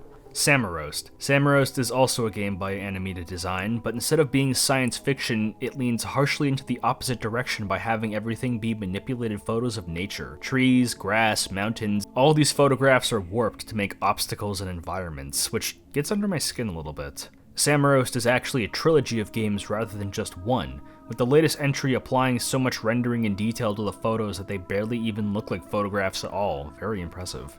Sonic Dreams Collection. Sonic Dreams Collection is a free parody game created by Arcane Kids for Windows and Mac in 2015. It postures itself as a leaked Sonic game, but really it's just a troll game poking fun at the Sonic franchise and its insane fanbase. There are various modes in this game, like a scenario where you attempt to enter a romantic relationship with Sonic, or you take photos of the Sonic cast in various positions and locations that gradually get more disgusting and fetishy. It's all one big gross joke in the franchise, and I have a full video on it. The White Chamber. The White Chamber is a 2005 horror point-and-click game developed by Studio Trophus, and you're smacked in the face with the art style instantly. How to draw anime book characters, airbrushed backgrounds, buckets of blood and gore in this Event Horizon-looking prison. I love that. Inject it into my veins. The gameplay is how you'd expect, but there are multiple endings based on the player's choices. Since the game was freeware and its source code was fully released onto the internet, anyone can sell this game so long as they pleased and credited the original studio, which is why there is an enhanced release in Steam in 2023 featuring Kira Buckland voicing the main heroine. 9 The Last Resort. 9 The Last Resort is a 1996 PC adventure game developed by Tribeca Interactive. It plays like Myst, where you have to explore in first person and click on objects to solve puzzles. You inherit a nightmarish hotel called The Last Resort from your uncle, but a pair of squatters named the Toxic Twins won't leave, so you have to explore and solve puzzles to gradually rebuild a machine called the Muse Machine to kick them out. The game has a very night carnival feel to it, where you're never quite sure if you're safe or being watched at any particular moment. I would also like to explore this game's unbelievably star-studded cast. The whole thing is produced by Robert De Niro, for some reason, and features voice acting from Cher, James Belushi, Christopher Reeves, Ellen, Steven Tyler. That's barely scratching the surface. The entire cast is A-list celebrities voice acting. I guess De Niro called in favors from celebrities he knew because he was really confident in this game, which didn't seem to work out because the game flopped. It's a shame, they had some real sauce here. Welcome to Tier 4. We've traveled deep within this iceberg, and for our troubles, we're starting to find some truly obscure picks. Gourmet Warriors. Gourmet Warriors is a 1995 Super Famicom beat-em-up from Avalon Interactive, formerly Virgin Interactive. It's a food-themed game, hence the name, where all the main characters have a dedicated flexing button to stunt on a foo, and it shares a ton of Cho Aniki DNA because basically all the enemies and even the stages look like Rich Piana. The story is about... World War III of all things, which I never would have expected. Bunny Must Die. I encountered a rare issue where I'm actually not sure what game the Iceberg creator was talking about, because I got two results. Searching Bunny Must Die brings up a generic-looking anime shmup game that's been described as a rage game and has since been delisted from Steam. But there's also Space Bunnies Must Die, a Tomb Raider clone released in '98 on PC by Jinx. That one looks way more interesting, so I'm gonna go with that. Space Bunnies has you play as a truck stop waitress, Allison Huckster, as she encounters and has to deal with a race of alien rabbits overrunning the planet in a very cheesy 1950s B-movie fashion. Allison is a tough cookie and just blasts the rabbits in the mouth with her twin revolvers. I like her style. Allegedly, this was pitched to Comedy Central as an animated series, but never came through, so that explains the oddly detailed cutscenes. It kind of looks like something on MTV's Liquid Television, but as a slideshow. Squirrel Stapler. Squirrel Stapler is a hunting simulator game made by David Zemansky, creator of Dusk and Iron Lung in 2023. You play as an unnamed hunter shooting squirrels and stapling them to the skinned corpse of your wife. Oh, also God is Coming in 5 days. It parodies low-budget hunting games like the Hunting Unlimited series, while also being a disturbing psychological horror game. It's an hour long, cheap, but the build-up is fantastic. I highly recommend this. Mondo Medical / Mondo Agency. Mondo, as I'll call it, is a free indie puzzle game released in 2007 by Jotunheim Soderstrom, one of the co-creators of Hotline Miami. The game is an odd metaphor for cancer and how it affects the family of the survivors. The unnamed protagonist has signed up for tests to potentially cure the disease by going through various mazes and making decisions by directly disobeying instructions given. We can hear the psychotic ramblings of a man the more we play, and he's completely crushed that cancer stole his father from him, culminating in that man appearing and shooting the protagonist dead because the only way he feels he can cure cancer is to shoot it. Mondo Medicals is the first game, while Mondo Agency is the game's sequel, which has a similar premise. Happy Game. Happy Game is the final game by Animita Design on this Iceberg, released in 2021, and you guessed it, it's another exploration puzzle game. At first it looks like something you'd see in a children's program, and then it looks like something you'd see in a creepypasta about a children's program.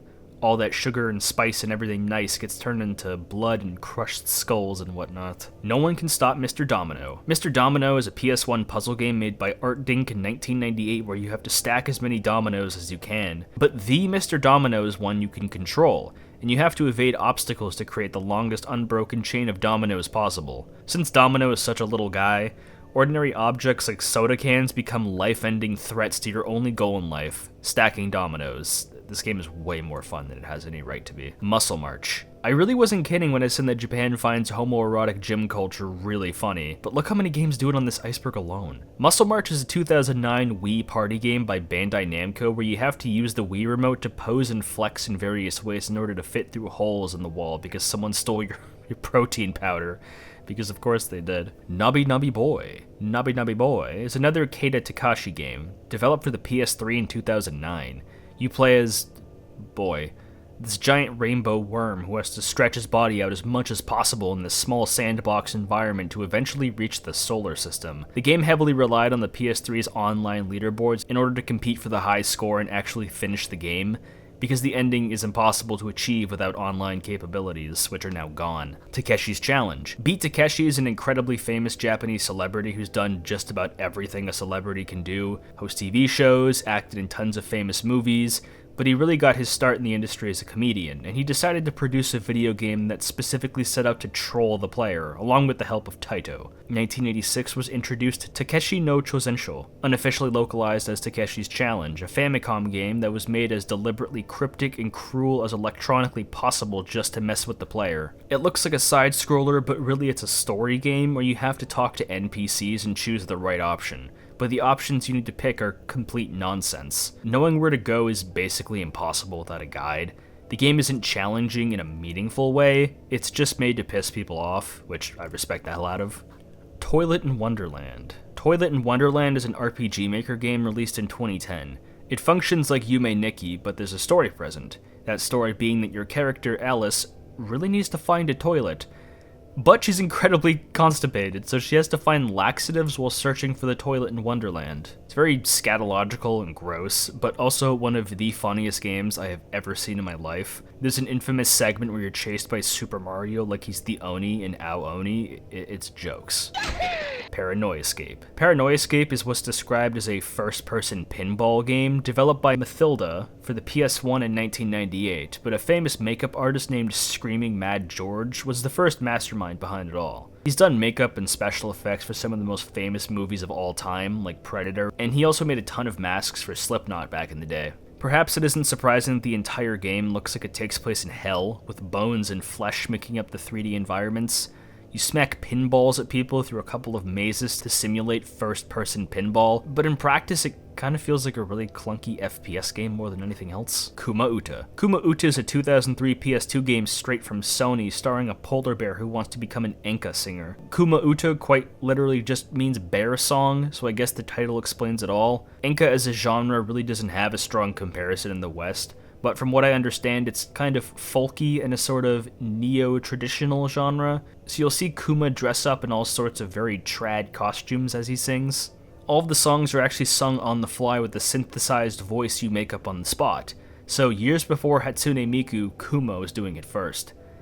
The entire game looks like a Tekken cutscene for a Kuma arcade ending. Wild Woody. Wild Woody is a 1995 platformer for the Sega CD made by Sega themselves. You play as a talking pencil who can sometimes draw things and attacks with his prolonged ground pound as he erases enemies. The music in this game is like prog rock composed by aliens.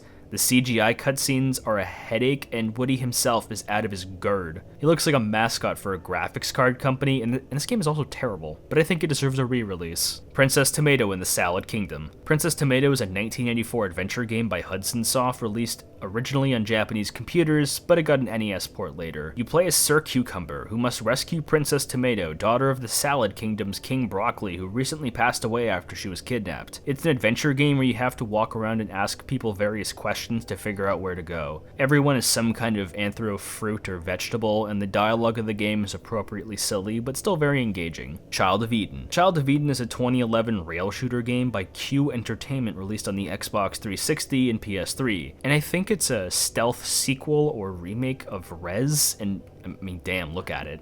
Looks like it. It mixes the same psychedelic visuals with FMV cutscenes. Milk inside of a bag of milk inside of a bag of milk. Milk Cubed, as I like to call it, is a psychological horror visual novel released in 2020 by indie dev Nikita Krikov. It follows the journey of a very depressed and disconnected young woman who must embark on a journey to just buy milk from the store, delving deep into her mind to explore depression and mental illness. It is a very symbolic, crusty visual style, and has a much more famous sequel called Milk Outside a Bag of Milk, which cleans up the art style and lasts quite a bit longer. The dialogue is a lot more personal and impactful than the sequel, so if you do play the first one, try and buy the second with it. Pagan Autogeny. Pagan Autogeny is a 2019 indie game by Oleander Garden. There's an emerging genre of games called Kingsfield-likes, named after the series of the same name by From Software. They're first-person exploration or dungeon crawling games that focus on exploring strange worlds with low-poly visuals, but with combat and inventory management. Pagan Autogeny is one of those, and you explore a dead MMO server with a variety of weapons and items, blasting whatever NPCs left over with a shotty. Autogeny is the final entry in a trilogy of games that tell an expanded story, so you might need a pen and pad to decipher everything. Bad Day on the Midway. Bad Day on the Midway is a 1995 PC game developed by Inkscape, who have plenty of really out-there titles for the platform, some of which are further below in the iceberg. But to describe the tone of Bad Day on the Midway, just know that it was almost turned into a David Lynch project before plans fell through. You play as a 10-year-old boy exploring this freakish carnival, full of unnerving sights and disturbing characters, but it isn't quite horror, just very uncomfortable. The residents were responsible for writing, directing, and producing the game, and they're a multimedia band that has a huge catalog of music, art projects, basically any form of art they've been experimenting with since the late 60s. The residents themselves are a huge rabbit hole, but A Bad Day in the Midway starts to make a lot more sense when you realize they made it. The game's never been re-released, which is a damn shame. Bad Mojo. Bad Mojo is a 1996 horror point-and-click game by Pulse Entertainment, where the main character is turned into a cockroach and must navigate throughout various rooms in the house with his new disturbing body. Obviously, the game is inspired by the Franz Kafka story Metamorphosis, at least the part everyone knows about. And since you're a cockroach, the puzzle involves you being really small and trying to escape your house with this new body. The story is unusually complicated and the visuals are appropriately grimy and gross. I actually recommend this game because the re-releases on modern platforms run pretty well compared to the rest of the genre. Liquid Kids. Liquid Kids is a 1990 Taito arcade title where you play as a pair of hippos throwing water balloons at people and platforming over obstacles. The hippos don't really look like hippos at all, they look like pugs. Cube Escape. Cube Escape is an anthology of puzzle games by Rusty Lake, an indie dev who creates a ton of very disturbing and surreal games in an interconnected universe. Cube Escape started as a Flash game, and you can definitely tell. These are very simple, locked room mysteries where you have to figure out how to escape each room with whatever contents are inside. But there's a ton of lore beneath the surface that comes up in Rusty Lake's later games. Golden Light. Golden Light is a 2020 survival horror FPS prop hunt roguelike game by Mr. Pink, an indie dev who really likes all those fleshy CGs from Sayana Uta, because nearly every game he makes takes place in disgusting worlds where everything is alive and pulsating. You spawn into this world with random weapons each time in this fleshy area and have to interact with various objects that are secretly monsters, hence the prop hunt aspect. There's not a great way to summarize this game, but I've known about it for quite a while, so I give it my thumbs up. Harmful Park. Harmful Park is a 1997 cute-em-up game, which is a shoot-em-up, but cute. And looking at the game, the title clearly fits. It was made by Skythink Systems for the PS1, where the entire thing takes place in an amusement park where you shoot at everything and everything. Dinosaurs, giants, robots, there's like no consistency whatsoever, but that's the point. It's pure chaos. Attack of the Mutant Penguins. Attack of the Mutant Penguins is a 1995 action game developed by Sunrise Games for the Atari Jaguar. I remember that thing. It's an isometric action game where you have to stop a race of evil aliens disguised as penguins from going on this scale and outweighing the good penguins in each level. So you have to clobber their brains in with a bat or other weapons and collect treasures in these orbs so they don't reform.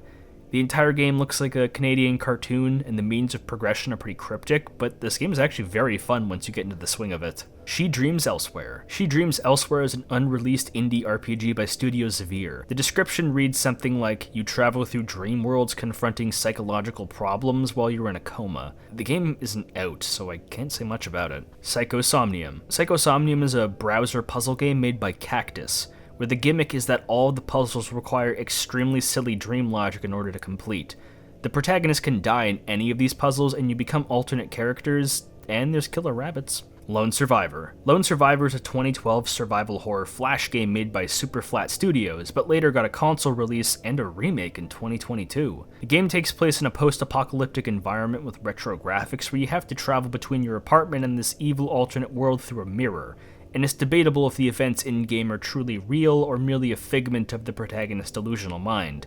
There's your standard resource management, combat, etc. Niftalia. Niftalia is a series of Japanese RPG Maker games by anonymous indie dev 14. The first one is about this white stick man's adventure to collect 14 different movies scattered around a very minimalist world. That doesn't sound very interesting, but the total lack of other life forms in these super basic worlds still somehow begets an atmosphere of dread, which is very impressive. Cubivore. Cubivore Survival of the Fittest is a 2002 GameCube game developed by Saru Bruni, where you play as various papercraft monsters going around eating other monsters in order to challenge the apex predator of the land to restore it to back however it should be. It was supposed to be an N64 game, and you can definitely tell. Also, this game is $900 for some reason. Dujana. Dujana is a narrative game released in 2017 by Jack King Spooner, a prolific indie dev who crafts whimsical but incredibly cynical games using various art styles.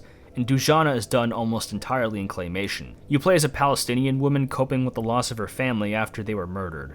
That sounds pitch black, but the game is actually quite funny and features a lot of fantasy elements alongside the premise, like using a giant mech suit to roam the desert. The Eternal Castle. The Eternal Castle is a 2019 narrative game developed by Leonard Menciari, who later went on to make Trek to Yomi. The gimmick of this game is that it's a remake of an old 1980s game that doesn't actually exist, which is why Remastered is in the title. It leans into that by having more polished CGA graphics like an old PC game would have at the time, and the controls kind of like the old Prince of Persia games did. The story is insanely dense and complicated and changes on subsequent playthroughs. Kind of just seems like it's convoluted for the sake of being convoluted. Welcome to Tier 5, We are officially at the bottom of the iceberg, where there's no coziness to be found. While we heed the iceberg goodbye, there's still an entire ocean to explore, so don't go anywhere just yet.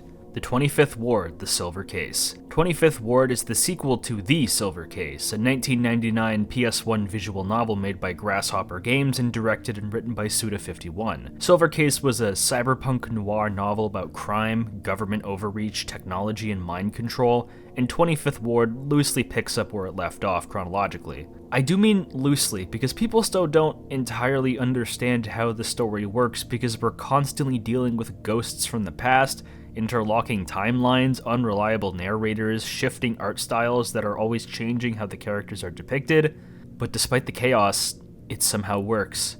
The game is divided into 3 separate chapters that are all vaguely intertwined to tell a complete story about the internet and mind-controlling people to commit crimes and the pursuit of immortality.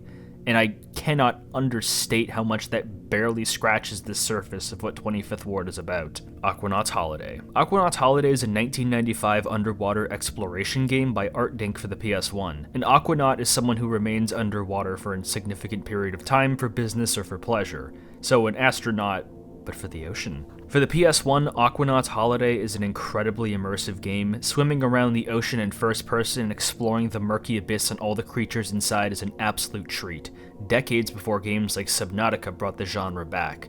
There are 3 sequels, but only the PS1 original was brought over to North America. Doshin the Giant. Doshin is kind of a simulation game where you play as this giant, Doshin, who lives amongst tribal people, and you're free to do good deeds, like help them or remain positive, or bad deeds, where you turn into Jashin. You can scorch the island with fire and destroy homes. The game operates on a calendar system where you're free to help or destroy people as you please. Tale of the Sun. Tale of the Sun is another PS1 Art Dink game, this time released in 1996. You play as a caveman who has to hunt animals to survive, especially mammoths, because using the bones and bodies of said mammoths, he can build a tower that pokes up all the way into space and reaches the sun, the game's end goal. You have to sleep and defend yourself constantly. You're also free to explore and do whatever at your leisure, because there are basically no guidelines or instructions given to the player. You have to continually upgrade yourself by eating animals, change your strategies depending on terrain. It's a bizarre but brilliant early example of survival games, but with a hint of LSD thrown in there. Middens. Middens is a free RPG Maker game made by John Clemens in 2012. It's pretty similar to Off. You play as something called a Timekeeper, where you have to traverse a strange land in order to purify it. The locales are a mix of pixel art, warped paintings, and photography, and hand-drawn assets that combine to make a very strange-looking world. Also, your gun talks to you constantly. This won't be the last time Clemens' games appear on this list, because there are 2 more. Middens was his first in a soft trilogy of RPG Maker games, and usually considered his best. The Dream Machine. The Dream Machine is an episodic point-and-click adventure game by Cockroach Inc. that released in 2012.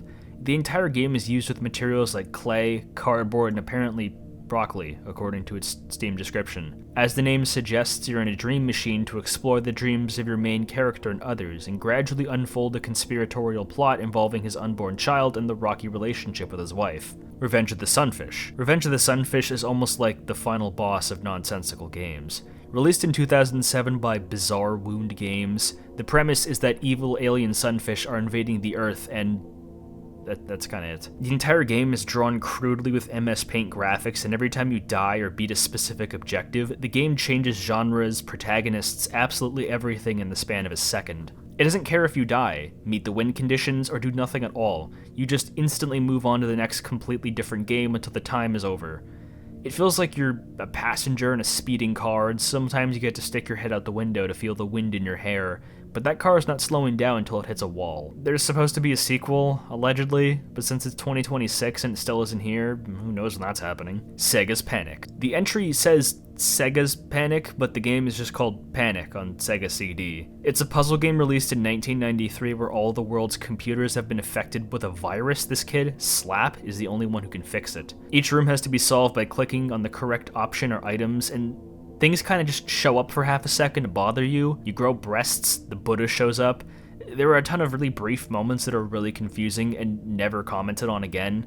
Like, Sega just didn't know how to make this game, so they threw everything at the wall. Trio the Punch. Trio the Punch is a 1990 side-scroller by Data East for arcades. It might seem like an unremarkable beat-em-up, but there are a lot of really interesting design choices that don't quite translate all that well to an English audience. The in-game text mixes and switches between kanji and hiragana and katakana, but also English in a way that makes the grammar and dialogue extremely confusing to read.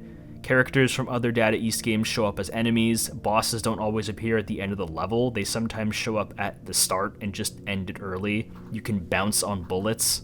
It feels like a parody of beat-em-up games. It's prime Bakige material, because it's been ported to everything under the sun. I really wish I knew about this game prior. I feel like I lost a lot of major cred by not knowing it beforehand. Burn Cycle. Burn Cycle is a 1994 FMV point-and-click sci-fi game developed by Trip Media for the CDI. Yeah, we're going there. Surprise! It plays like Myst, but with an edgy cyberpunk skin applied over it. The story is short and kind of all over the place, but for 1994 it actually doesn't look too bad. You get to fly in spaceships sometimes while completing mini-games. That's pretty cool. Grey Matter. Grey Matter is a 2010 point-and-click PC and Xbox game developed by Jen Jensen, the creator of the excellent Gabriel Knight trilogy, and Dinga Bakaba, co-founder of Arcane Leones, who was behind Dishonored. Wow. It very much plays like how you'd expect a Sierra Online game to play. You control a character in 3D environments, use the mouse to examine objects, and speak to characters to progress the story. But since Grey Matter was made in the HD era, it looks far prettier, and still holds up pretty well. You play as Samantha Everett, a street magician who looks like she crawled out from a 21 Pilots music video, getting tangled up with the reclusive Oxford professor David Stiles, who begins to show her greater conspiracies about magic and secret societies that might control London. The game was supposed to come out in 2004, but had one hell of a development cycle, but it looked like it came out in one piece at the end. Weird Dreams. Weird Dreams is a 1989 adventure game developed by Rainbird Software for Commodore 64, Amiga, DOS, all those old PCs. You play as this guy here, Steve, whose dreams are being invaded by a demon, so he undergoes experimental brain surgery to try and fix it. And if you die in your dream, well, it tries to go for a very cartoony look, but just comes off as awkward, with no structure or familiarity between areas. Each screen can only be cleared by inputting extremely specific commands or using the right item at the right time. It's horribly cryptic. You can see how surreal it is, but this game is just awful. I hate it. Immersionary. Immersionary is an FPS game for 3DO made by 5 Miles Out in 1995. Since it's a 3DO game, it leans all the way into cheesy FMVs. In the far future of 2004, a scientist is contacted by a woman from the future who claims that all of mankind is hooked up into a virtual reality shared space. So naturally, the scientist begins research to astral project someone in there early, and the player is able to do that. The virtual reality is kind of an MMO where everyone keeps killing each other to outrank one another, and it's your mission to shut it down, so the game is basically Spy Kids 3. It's an extremely clunky shooter for consoles no one owns, but I really wish I got a port. It looks very interesting. Maybe Night Dive has to go pick it up. Mibibli's Quest. Mibibli's Quest is a So Retro platformer indie game by Resnijars, I think is how you say it, released in 2016. Imagine Mega Man, but everything has quirky dialogue and sometimes a pentagram shows up, and you've got the gist of it. Garage: Bad Dream Adventure. Garage is a Japanese point-and-click game released in 1999 by Kinotrope and Tomobi Sakuba for Windows and Mac. You play as some kind of alien creature shuffling around the rusted remains of a dead planet, interacting with broken characters to try and search for what little meaning there is in life. The early 3D eeriness is on point here, the game looks unbelievable, and it was almost lost forever. It was so obscure that for decades, no known digital files of the game were on the internet.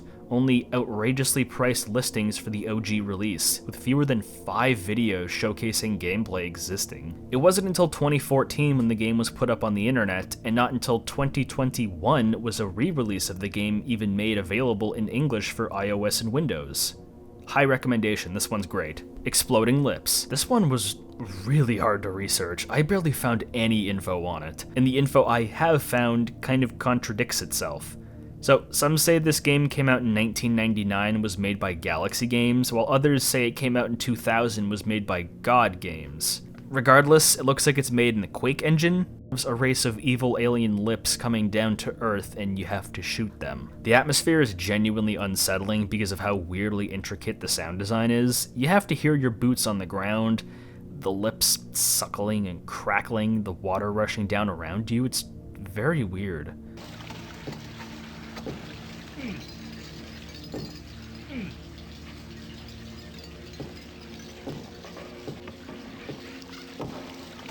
I found a website for God Games where the game's alleged programmer, EJ Gold, is selling it for $3, a website that looks completely trustworthy with your credit card, of course. Abandonware sites only have the demo version available, but there's like maybe 4 recordings of this game on the internet, so I need to tag someone in to pill me on exploding lips because this looks like a serious rabbit hole. Task Times in Tone Town. Task Times in Tone Town is an old school computer game from 1986 developed by Interplay. You get sucked into an alternate reality where everyone is dressed with new wave culture and fashion, so they're all dressed like they just came from a Devo concert. You have to get the hell out of there by solving some puzzles and talking to NPCs. Pretty standard stuff. Snacks and Jackson. Snacks and Jackson is a 1984 arcade game developed by Sente Technologies.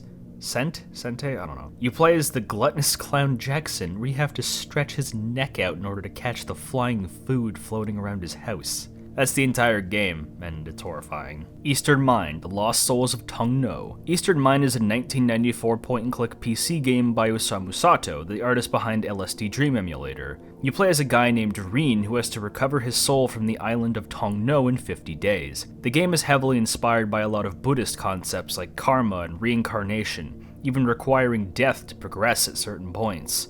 It uses early 3D to spellbinding effect, creating confusing and often haunting imagery throughout Rin's journey. There's also a sequel called Chu Tang. Gadget, Innovation, Travel, and Adventure. There's actually an enhanced version of this game called Gadget Past is Future that I'll be covering. Trust me, it's a lot better. Gadget is an adventure game for PC and PS1 by Synergy Inc., released in 1993, originally, then enhanced in 97. Gadget tells the story of an alternate history where the protagonist must travel to an uncomfortable Eastern European nation and act as a diplomat trying to find a kidnapped scientist named Horse Lover Frost so he doesn't spill any beans on national secrets. The surrealism comes from the pre-rendered visuals and character models, but the game is primarily about talking to NPCs who are very disturbed, irregular, and have their own secret plots. It really nails the atmosphere of being a foreigner in a strange and hostile land. The Museum of Anything Goes. The Museum of Anything Goes is a 1995 point-and-click PC game developed by Waizata Technology, where you explore a virtual museum of the same name with some very light puzzles thrown throughout. The game claims to be educational, but it really just feels like a collection of anything the devs thought was funny or cool slapped together, which I guess makes sense. You'd never really know what to expect. Topics switch so fast you get whiplash, there are photos of real dead animals, it's a mess. Bad Milk. Bad Milk is a 2000 puzzle game made by the Skolnick brothers in a primitive form of Adobe Director, which has been discontinued as of 2017. It's an FMV game where puzzles are solved by listening to a hazy narration that hints where to click forward.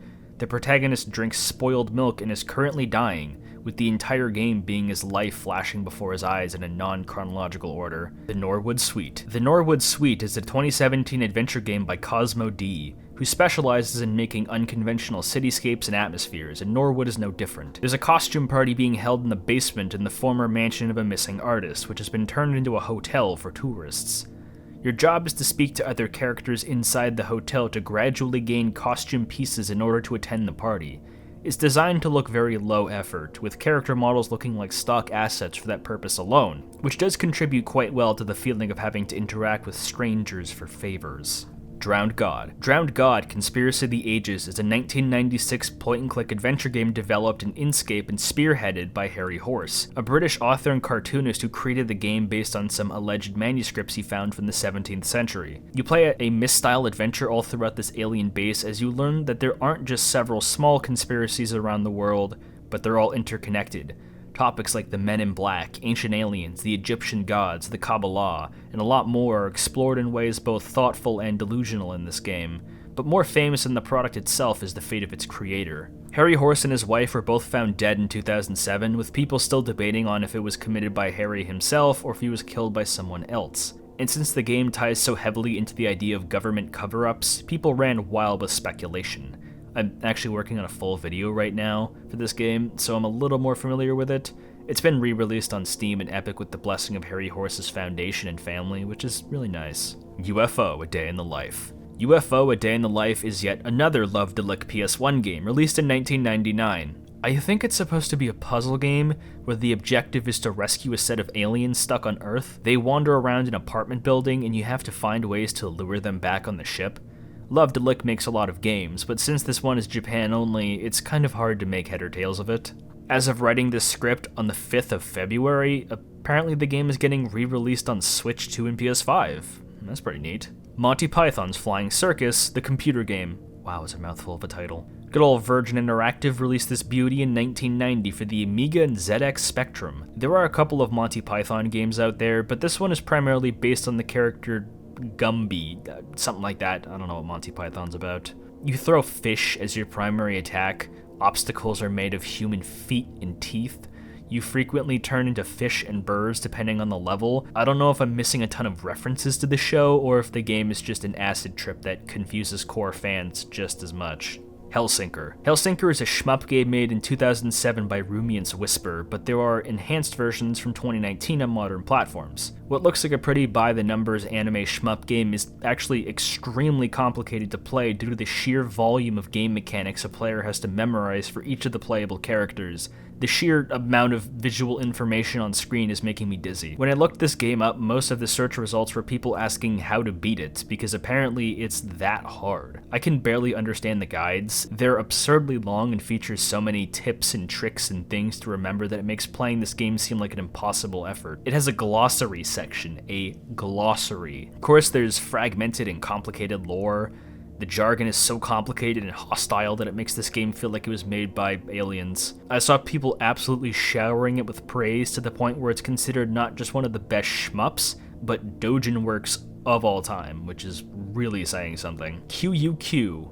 I don't know how to say it. QUQ is an indie visual novel released in 2023 by Russian developer Modijan. The novel has a mix of hand-drawn character sprites and CGs in various qualities, so a background will be sketchy and monocolored, while a character sprite will be far more detailed. The Steam description keeps the story vague, but you play as a woman carrying a giant gun wandering around a desert town, talking to people and clearly trying to avoid something she doesn't want to confront.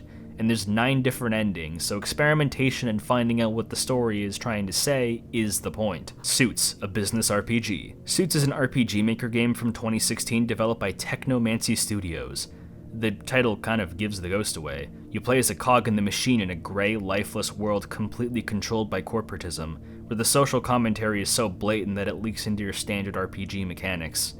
The Steam description being laid out like a job offer is a really neat touch. Dare to Dream. Dare to Dream is a 1993 adventure game by Epic Mega Games and Cliff Bleszinski of all people. It takes place inside of the imagination of a 10-year-old child who's retreated to a fantasy land because of his inability to cope with the loss of his father, as well as the mounting responsibilities that come with growing up.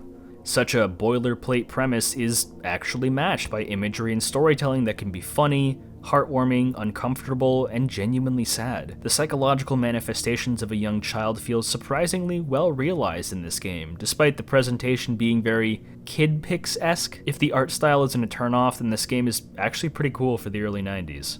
Nightmare Ned. Nightmare Ned is a 1997 PC game developed by Creative Capers Entertainment and published by Disney of all companies. If you first thought of the cartoon of the same name, that's because the game and the show were developed at the same time, which makes a lot of sense considering it's a game where intricate hand-drawn sprites are put against 3D backgrounds. It's your standard point-and-click affair where you travel through 5 of Ned's nightmares, each based on a particular fear he has.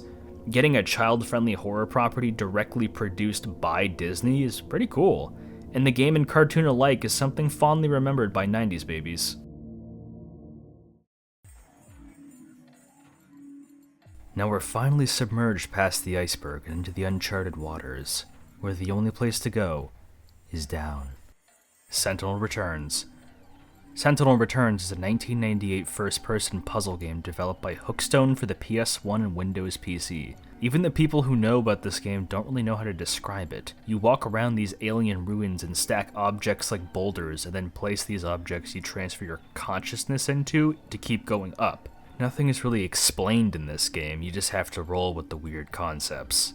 This is a sequel to another game just called Sentinel from 1986, and you can see the advent of 3D influence the art direction quite strongly. Also, John Carpenter composed the score for this game, fun fact. Armed and Delirious.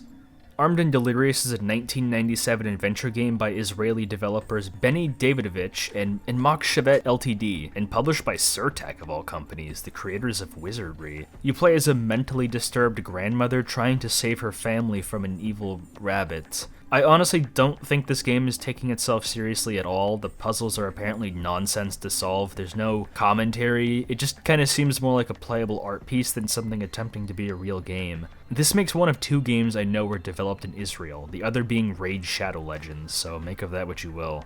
Top Banana. Top Banana is a 1992 Amiga platformer by Hex, but Hex isn't really a game developer studio so much as a duo of DJs who decided to make a game. The entire project has this really eye-searing pixel art aesthetic of looking like your graphics card is melting.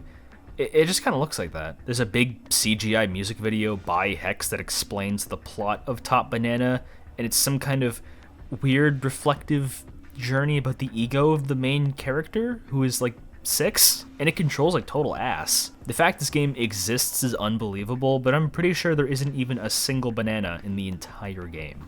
Arm Joe. Arm Joe is a Dojin fighting game made by the independent developer Takase in 2006. It's a fighting game based off of play performances of Les Miserables, so all the main characters are playable, as well as a few OCs created for the game, like Robo-Jean and Judgment. I think the name Arm Joe comes from an especially awful translated name for Les Miserables, but the whole game is a very sincere, loving parody that blends Street Fighter mechanics with the classic French novel. The characters' personalities are surprisingly well adapted into a fighting game. Gingiva. Gingiva is John Clement's second RPG Maker game, released in 2013.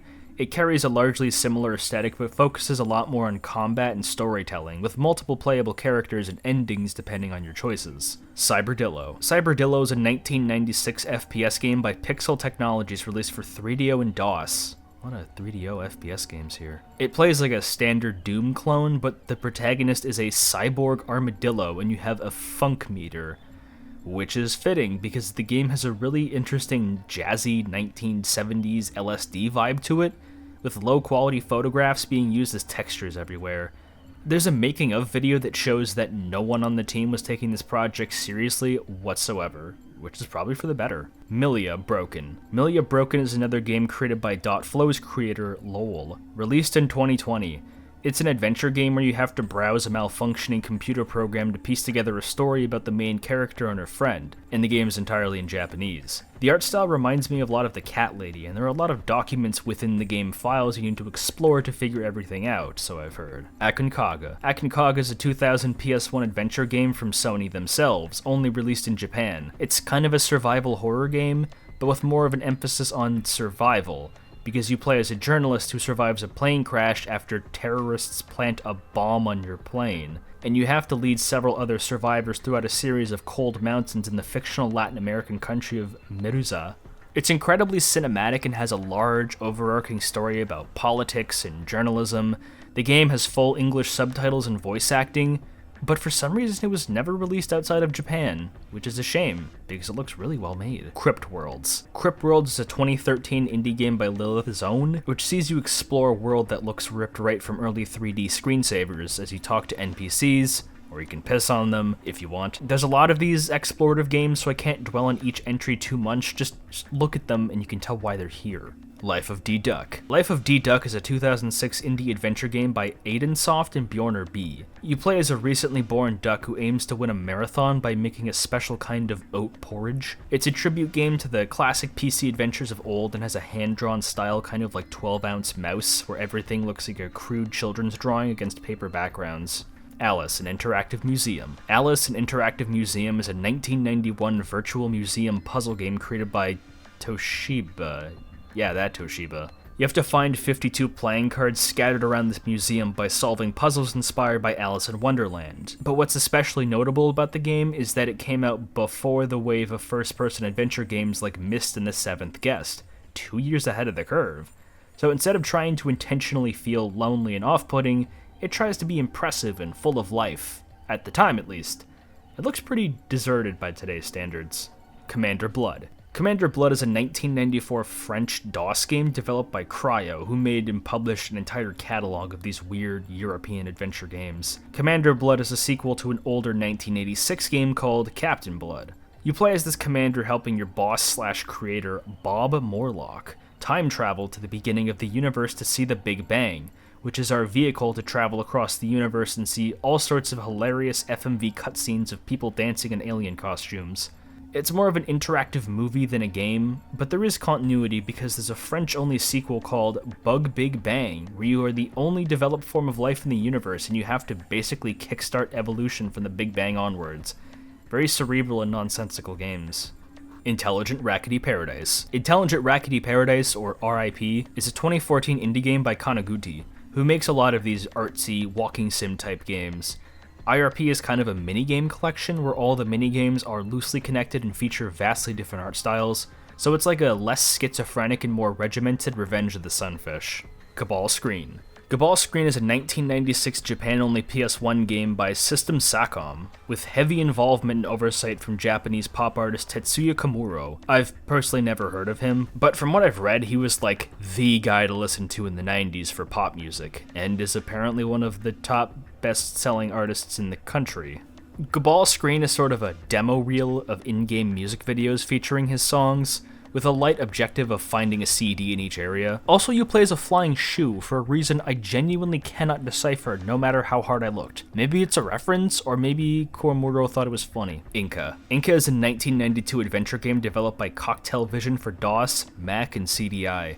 It describes the conflict between the Inca Empire and the Spaniards, but in space. The genre switches between point and click and space navigation and shooting at a dime, and there's a huge overarching story that may or may not be anything close to historically accurate or not. But it did spawn a sequel a year later. Most reviews for this game say it's messy, but has a strong soul to it. Thousand Land. Thousand Land is a 2003 original Xbox game made by From Software. It's kind of an RTS game where you build arenas and pit two sides of these Oppo creatures against one another and watch them kill each other.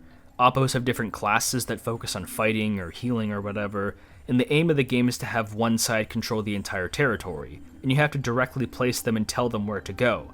And it's pretty funny to watch these little guys get torn apart by cannonballs. Wings of War. Wings of War, or Gnog in Japan, is a 1991 Sega Genesis game by NCS Corporation. You play as the Angel of War named War, defending the Earth from a full-scale demonic invasion in shmup fashion. It's got classic Sega music, it's frequently re-released, and has a really nice sci-fi biblical look to it. Not much else to say. Total Distortion. Total Distortion is a 1995 PC adventure game by Pop Rocket. You play as a music producer exploring the distortion dimension, which is kind of a mini reality entirely populated by the rock and roll culture at the time, and you have to travel across the land to find footage to use for your music videos in order to get rich. You can fail and die in any of your survival meters, like sleep, food, health, and if they aren't restored, there's a pretty infamous song that plays when you get a game over. Thought you were hot. Guess what? You're not. 21 The World. 21 The World is a 2015 surrealist exploration indie game by LSD Dev, taking explicit inspiration from LSD Dream Emulator, but people say this is one of the best looking inspired games. The name comes from the tarot card, The World, which should at least somewhat color your expectations of what you'll see in this game. Boppin'. Boppin' is a 1991 puzzle game for Amiga and DOS developed by Jennifer Diane Rates, an incredibly interesting figure with a storied history in the game development world. She has a website, Jenniverse.com, where she details her ideas and documents for unrealized video games and drug addictions and mysticism. Knowing this, it's less surprising than what seems like a simple block-based puzzle game has a story about the collective unconscious, the multiverse, video game characters coming to life, an evil family destroying the story concept of villains from people's minds. So it's up to Yeet and Boik to align themselves as true neutral in order to save the multiverse. This is all kind of insane window dressing to a seemingly very standard puzzle game, but I can appreciate unnecessarily absurd deepest lore. There are other cancelled games featuring the multiverse and a whole lot of 2000s webcomic for the same nature, so Jennifer is quite the body of work to explore. Adventures of the Smart Patrol. Devo presents Adventures of the Smart Patrol is a 1996 adventure game for Windows developed by Inkscape. The name gives up the ghost. The band Devo is behind the whole thing, and their entire shtick is that they operate on a sort of de-evolution philosophy. Like, they have a whole universe and continuity that they barely explain through their music. You just have to understand it on a pure vibe-based level. These guys have been doing a connected brain rot universe since the 70s. Smart Patrol is the name of an album and the computer game, which is vaguely an adventure game set within Devo lore, which is never really explained or elaborated on. If you get it, you understand the references to specific lyrics and songs, and if you don't get it, you are utterly gobsmacked. Even if you do understand Devo lore, the game's progression is total nonsense, and it was critically panned by basically every review outlet.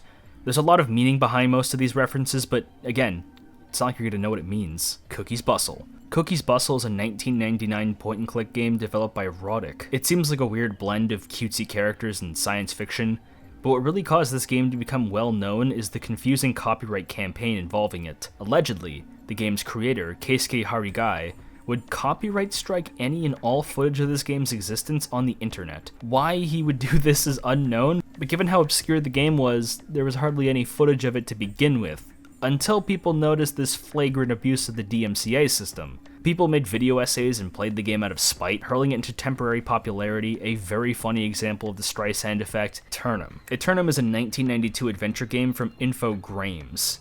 Yes, Grames, not games. It's a graphic adventure game like Broken Sword, where you play as a guy exploring this massive amusement park meant to resemble specific points in human history, like ancient Egypt and the French Revolution. It's mostly a comedy game, but you do sometimes have to shoot evil lizards out of the sky. Bad Toys. Bad Toys is a 1995 Wolfenstein clone by Tibo Software, but there was a re-release called Bad Toys 3D in 1998. You play as a guy working in a toy factory, and all of the toys have come to life, and you need to shoot them dead. All of the enemies are parodies of real children's toys and characters. Allegedly, they don't really look recognizable to me whatsoever. The Feeble Files. The Feeble Files is a 1997 point-and-click game by AdventureSoft. You play as an alien named Feeble, who has a job burning crop circles into Earth for the purposes of advancing the development of humans, so the alien species Feeble belongs to can invest and sell the planet. Apparently it's a comedic adaptation of 1984. I think you overthrow the government by the end of the game. It's on Steam and GOG if you're curious. El Shaddai. El Shaddai, Ascension of the Metatron, is a 2011 action platformer game developed by Ignatian Tokyo with leftover staff from Clover Games, who made Okami and God Hand. The game is based on the Book of Enoch, a questionably canonical biblical text starring Enoch, ancestor of Moses and Abraham, as he swept up into heaven and a whole lot more. If you've ever heard of the Watchers, they came from Enoch. Following this inspiration, you play as Enoch in a very action-packed platformer, fighting demons and flying across ancient lands inspired by the Old Testament. The story deals with the flood, fallen angels, and a lot. All of this in a very beautifully atmospheric game. Another hard recommendation from me if you're interested in biblical concepts in a very Shin Megami Tensei way. Die Anstalt. Die Anstalt, translated as The Institution, is a German point-and-click flash game where you play as a psychiatrist trying to treat various plush animals' psychological conditions after the individual abuses they've suffered from their owners, which involves puzzles to figure out the best form of treatment and medication needed. The very colorful art style mixed with such a dour theme, it made me get under my skin a little bit. With Flash being shut down, I'm unsure if this game can ever be played again, which is a shame because the concept makes me really sad, but I'd love to try it out. Cosmology of Kyoto. Cosmology of Kyoto is a 1993 Windows and Mac adventure game developed by Soft Edge. It's a point-and-click game set in ancient Japan, but what most people remember it for are the various shocking and graphic depictions of violence and murder, all reflecting Buddhist concept of karma and fate. But you probably already knew this already. Cosmology of Kyoto got a massive, massive resurgence in popularity a couple years back, so while it might have been a correct placement at the time, I would have put it all the way up top because of how thoroughly picked apart the game is now. Kuala Lumpur, Journey to the Edge. Kuala Lumpur, Journey to the Edge is a 1997 Windows adventure game made by Media Concrete, starring Lumpur and his friend Dingo too far. The apocalypse has been set in motion after Lumpar accidentally said a specific magical incantation, and now the two must travel across the world to look for 4 pieces of a scroll to stop it. It's super cheap looking, but the game kinda reminds me of Rocco's Modern Life, with the anthropomorphic characters placed against very detailed, at the time, backgrounds. Apparently this game is hard as hell because the few people who played it as kids never beat it. Space Dude. Space Dude is a 1994 DOS game developed by Everywhere. Space Dude himself is a floating head with feet and hands who hops around space-time using his surfboard, which ushers us into various minigames like dodging asteroids, but good god! Please just look at Space Dude. What were they thinking? This guy's horrifying. Explosive Breaker. Explosive Breaker is a 1992 shmup by Conoco. I'll be honest, I'm not seeing how this is surreal. I looked at the gameplay footage, and I guess some of the enemies are weird, but it looks like a pretty standard shmup affair. Maybe I'm missing something really specific, but looks fine to me.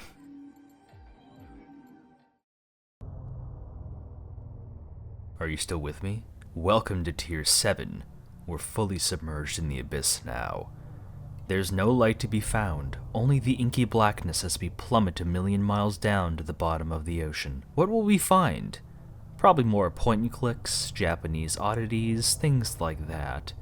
But who knows? You'll have to wait and see. Soft and Cuddly. Soft and Cuddly is a 1987 horror platformer game for the ZX Spectrum by John George Jones. You play the son of the android queen, who has to collect pieces of her dismembered corpse across what looks like hell, where you fight all manner of horrifying monsters and traverse a blood-soaked, cruel world. Despite being so primitive, a lot of imagery in this game, especially its cover art, is shockingly evocative, and nothing quite matched it until the rise of indie games decades later. Really fascinating little game. Funny Pizza Land. Funny Pizza Land is a 3D platformer game by indie developer named Roman. The game was designed as a playable painting, but the early 3D quickly depicts a disgusting looking world with some excellent outsider art. You play as Pedro, owner of a pizza shop, on a mission to stop a monster called the Global Media Monster. There was a huge debate on if this game was released in 2002 or 2012, but it was proven to be a 2002 release. You had to physically buy this game on a CD through the creator's website.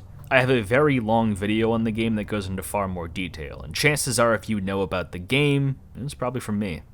Game, and again game. Game X4, as I'll call it, is a 2007 Flash game created by Jason Nelson. I'm kind of being generous calling it a game because it's more of an art project using the framework of a video game to show off how much of an epic deep thinker the creator is. It uses a mix of crude scribbles, digitized photos, and text for its graphics. What does it all mean? Nelson has a website explaining it, and it doesn't sound very almond activating. You can't even play it anymore because it wasn't preserved from Flash. Obsidian. Obsidian was a 1997 puzzle game developed by Rocket Science Games. The game takes place in the future of 2066, where the scientist Leela Kurlins, your player character, has to stop an AI satellite from attempting to recreate the Earth due to the excessive pollution it's undergone. Say it with me now, it plays like Myst, but uses fictionalized web pages and FMV cutscenes to make it a more multimedia-focused adventure. Dog Day. Dog Day is a 1997 point-and-click game from Asylum Productions. You know damn well what this game plays like from looking at it. Dog Day takes place in a world of anthropomorphic dogs where your player character is investigating the crimes of the totalitarian dictator Chega so he can sell the information to a terrorist group to procure money to buy a train ticket and flee the country. I bet you weren't expecting that, huh? The presentation of this game is super amateurish, with Comic Sans and really basic texture work used for the environments. It's a very lonely feeling. Losing Your Grip. Losing Your Grip is a 1998 text-parsing adventure game by... I'm actually not sure. The game was distributed as shareware, and it's so obscure, so what little info we do have is questionable at best. I think the game was created by the author Stephen Grained. It's a text-parsing game, so you have to input commands into a command line, where the game is entirely text-based, naturally. You play as a recovering nicotine addict named Terry Hastings who has to sort out his mess of a life in 5 fits, as the game calls them. From the descriptions I've read, it's a very disorienting but brutal reflection on the nature of addiction, like a William Burroughs novel, but interactive. Incarnatia. Incarnatia is a Japanese 1997 point-and-click adventure game by the artist Shimo Hirokazu. You know how some surrealist properties are described as like a Salvador Dali painting?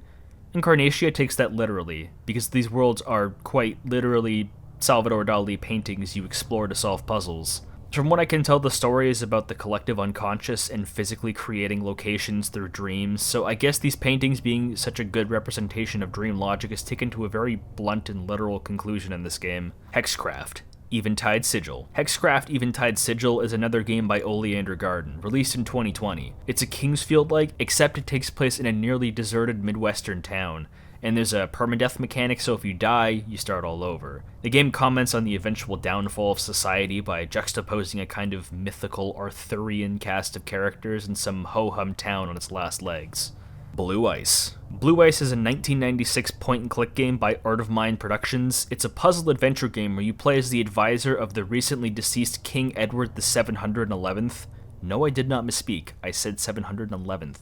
And now you must groom his son, Edward the 712th, in all the laws of the kingdom. The problem is that since the kingdom has such a strong, unbroken chain of rulers, there are quite literally millions of minute laws and rules. This is all window dressing to perhaps the most esoteric puzzle game ever put to a CD. It's not clear on what exactly you need to do, where to go, how to do anything. You're completely left on your own, and the few people who have played this game don't remember it very fondly, despite how much of a trip it looks like. Mind Shadow. Mind Shadow is a 1984 adventure game released by Interplay for a whole host of 80s computers. You wake up as an amnesiac on a nearly deserted island. You have to figure out who you are as an unraveling plot of conspiracies and subterfuge is revealed once you start collecting clues. If that sounds incredibly generic, well, it is. The story is pretty simple because I think it was Interplay's first game. The graphic ventures were still very much getting their footing in 1984, so I can cut it some slack. The game seems challenging too. Limited inventory space? Jeez. Time Twist. Time Twist is a Japan-only 1991 Famicom game developed by Nintendo themselves. You play as a nameless boy whose soul is separated from his body by a demon, causing it to float about the timeline and meet historical figures and organizations like Hitler, Jesus Christ, and the KKK. Wait, what? Yeah, you meet those guys and more, and I can kind of see why this game never got translated. It explores many of the darker chapters in history, and despite being only on the Famicom, things get real quickly. This isn't an action game, it's text-based. You need to simply choose the right dialogue options to progress. This sounds absolutely insane, and now I'm writing this down in my media backlog. A Matter of Time. Say it with me now. A Matter of Time is a PC point-and-click puzzle game made by Laster Point Publishing in 1995. It's a time travel game where you're looking for a missing scientist throughout the timeline, visiting dinosaurs. It isn't really capable of rendering a full environment, just small areas that can only be parsed with text in a command line. Nord and Bert couldn't make head or tail out of it. Wow, that is a title. Nord and Bert is a 1987 text-adventure game by Infocom. It's a game where you need to read as many as 7 short stories of your choice and progress by usage of clever wordplay like puns, idioms, and expressions, to receive a password from each chapter to unlock the final 8th chapter. You'll need just as much creativity to solve the puzzles as you do pure logic. It's a thinking man's text game where the descriptions of locations and characters are very bewildering. The box art featuring a headless and tailless cow speaks for itself. Forever Worlds Enter the Unknown. Forever Worlds Enter the Unknown is a 2004 PC adventure game by Canadian studio Hexagon Entertainment. I think the plot is that you're a scientist who loses his body while whatever took your original body kidnapped your girlfriend. The story doesn't really matter because this is kind of a parody game for the genre, where the visuals and puzzles are mostly just there to set up jokes with intentionally bad voice acting and animation. Enter life coordinates, or use the defaults. Or do the thing with the Jiminy Bob so you can frazzle the Framenstans. The what? Kidding. Frazzle the Framenstans. The graphics absolutely do not make this game look like it came out in 2004. I guess this game is to Amazon what Pissed is to Mist. The Madness of Roland. The Madness of Roland is a 1992 interactive FMV cutscene for Windows machines that adapts the poem of the same name, a story about a man who served Charlemagne who fell in love with a sorceress and lost his mind. And when I say interactive FMV cutscene game, I mean it's a narrated reading of the poem with a few cutscenes thrown in at pivotal moments.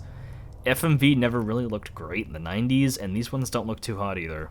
Four Winds Fantasy. Four Winds Fantasy is an RPG Maker game released in 2011 by GHXYK2. We can talk about the crude sprites or basic music, but the key component of the game is that it was designed to speedrun and be played as fast as humanly possible. You run absurdly quickly, there are actually multiple endings depending on your actions and times. Actually, I do kind of want to talk about how this game looks. I kind of love it. Not quite Space Funeral, but whatever kind of simplistic art style this is, I love it. This game doesn't feel like it was released, but it escaped. Dog of Bay. Haven't seen one of these in a while. Dog of Bay is a Japan-only rhythm game for the PS2 in the year 2000 by Kaguya, the creators of Drakengard, which actually makes a lot of sense. You play as furry dog babes, singing all sorts of ditties in various styles. This looks like a PS2 adaptation of that Cats movie. I don't want to look at this anymore. Shake Kids. Shake Kids is a 1998 PS1 side-scroller developed by Digital Kids. Right then. You play as one of two children holding a giant cocktail shaker you use as a weapon. You travel across the world for some reason, and a lot of the combat is broken down into a shaking mechanic where you input certain button combinations to produce different effects on the battlefield. This game reminds me a lot of Klonoa, actually. I think I'll play it. Roadkill Agora. Roadkill Agora is an exploration indie game made by Claymore Gwen. You explore a nearly deserted city, talk to a few depressed NPCs who remain, and search to find a collection of items, all while the game operates on a calendar system where the city's layout gradually changes. Lunatics: The Insanity Cycle. Lunatics: The Insanity Cycle is a 1999 text adventure by Mike Snyder. There really isn't much info about this game at all, but the limited screenshots I could find of it tell a story about being stuck in some kind of hospital or mental asylum, with the game largely being commentary on the treatment of the mentally unwell in healthcare. Planet Daub. Planet Daub is another game based on a band, this time on the band Date of Birth, or Daub. Made in 1999 for the PS1 by Microvision. You point, you click, talk to weirdos, and collect currency. The real star of this game is its outlandish visuals. They have an unusual amount of polish for how off the wall they are. Since a band produced the game, the soundtrack is also fantastic. It mostly seems like a surreal exploration game, but a very high quality one at that. Space Kids. Oh, you have to be kidding. So, the same jokers who made Space Dude made Space Kids in the same year, apparently. It seems like Space Kids is much more fondly remembered, and by that I mean remembered at all. It looks like the mini-games are much higher quality, and it doesn't star this freak of nature, so maybe this one's alright. Vegetable Game. Vegetable Game is a 2010 fighting game, developed entirely by Terry Kavanagh, where you play as a bear and fight people like John Wayne Gacy and Hitler. It has a pixel art sprite on top of seemingly random photos from Google. Takes 5 minutes to beat. It's weird. Prosperity Path. I know I keep saying the term rabbit hole, but do you remember when I talked about Exploding Lips, EJ Gold? Yeah, I went down that rabbit hole and found some pretty interesting stuff involving Mr. Gold in this Prosperity Path game. So EJ Gold has a massive website where he claims to be a chocolatier, museum curator, and increasingly more outlandish things, like claiming to be musically trained by the same person who trained Bob Dylan. He wrote a pretty famous book called The American Book of the Dead, and he really likes a lot of that new age spiritual talk about self-empowerment and all that NXIVM stuff. Prosperity Path is kind of like Imvu. It's a 3D single-player MMO where your avatar is taught how to astral project and level up stats like confidence and self-actualization. It's a very spiritual game, you see. There's a lot more behind the curtains, and between this game and Exploding Lips, I think Mr. Gold's games might deserve their own video at some point.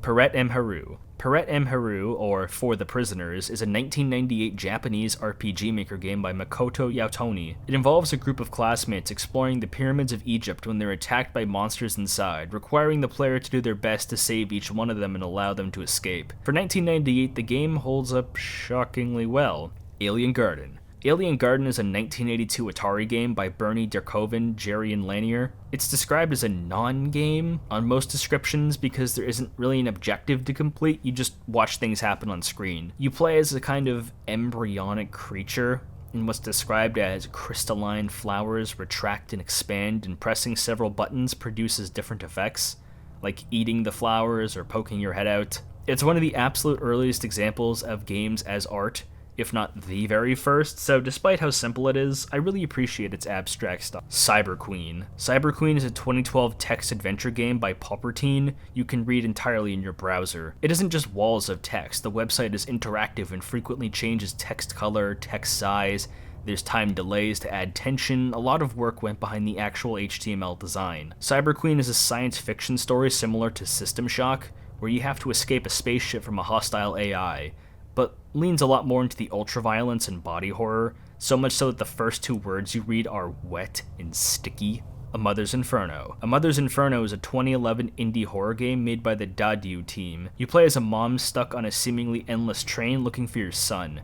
If the title already didn't give it away, it's supposed to parallel Dante's Inferno from the Divine Comedy. So the mom is descending into hell to try and find her son, with the various creatures she encounters reflecting that demonic path. Suit F. Suit F is a 2010 indie puzzle platformer by Tara Lauterbach. You do things like move boxes and press switches to progress, but the star of the show is the constantly oppressive atmosphere. It takes place in The Abyss, a kind of dungeon where people are tortured and experimented on, like a cross between hell and a mad scientist laboratory.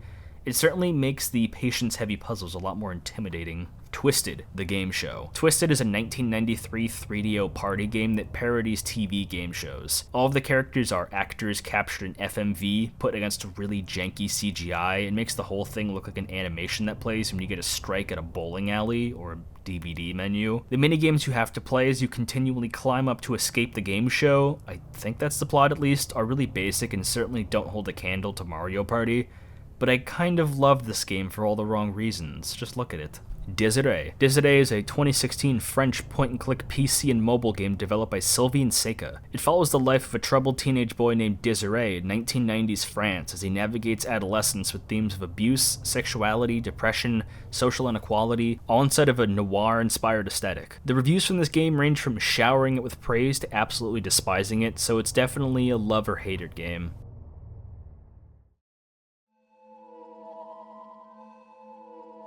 Welcome to the final tier of the iceberg, all the way at the bottom of the abyss, where the abyss stares back at us.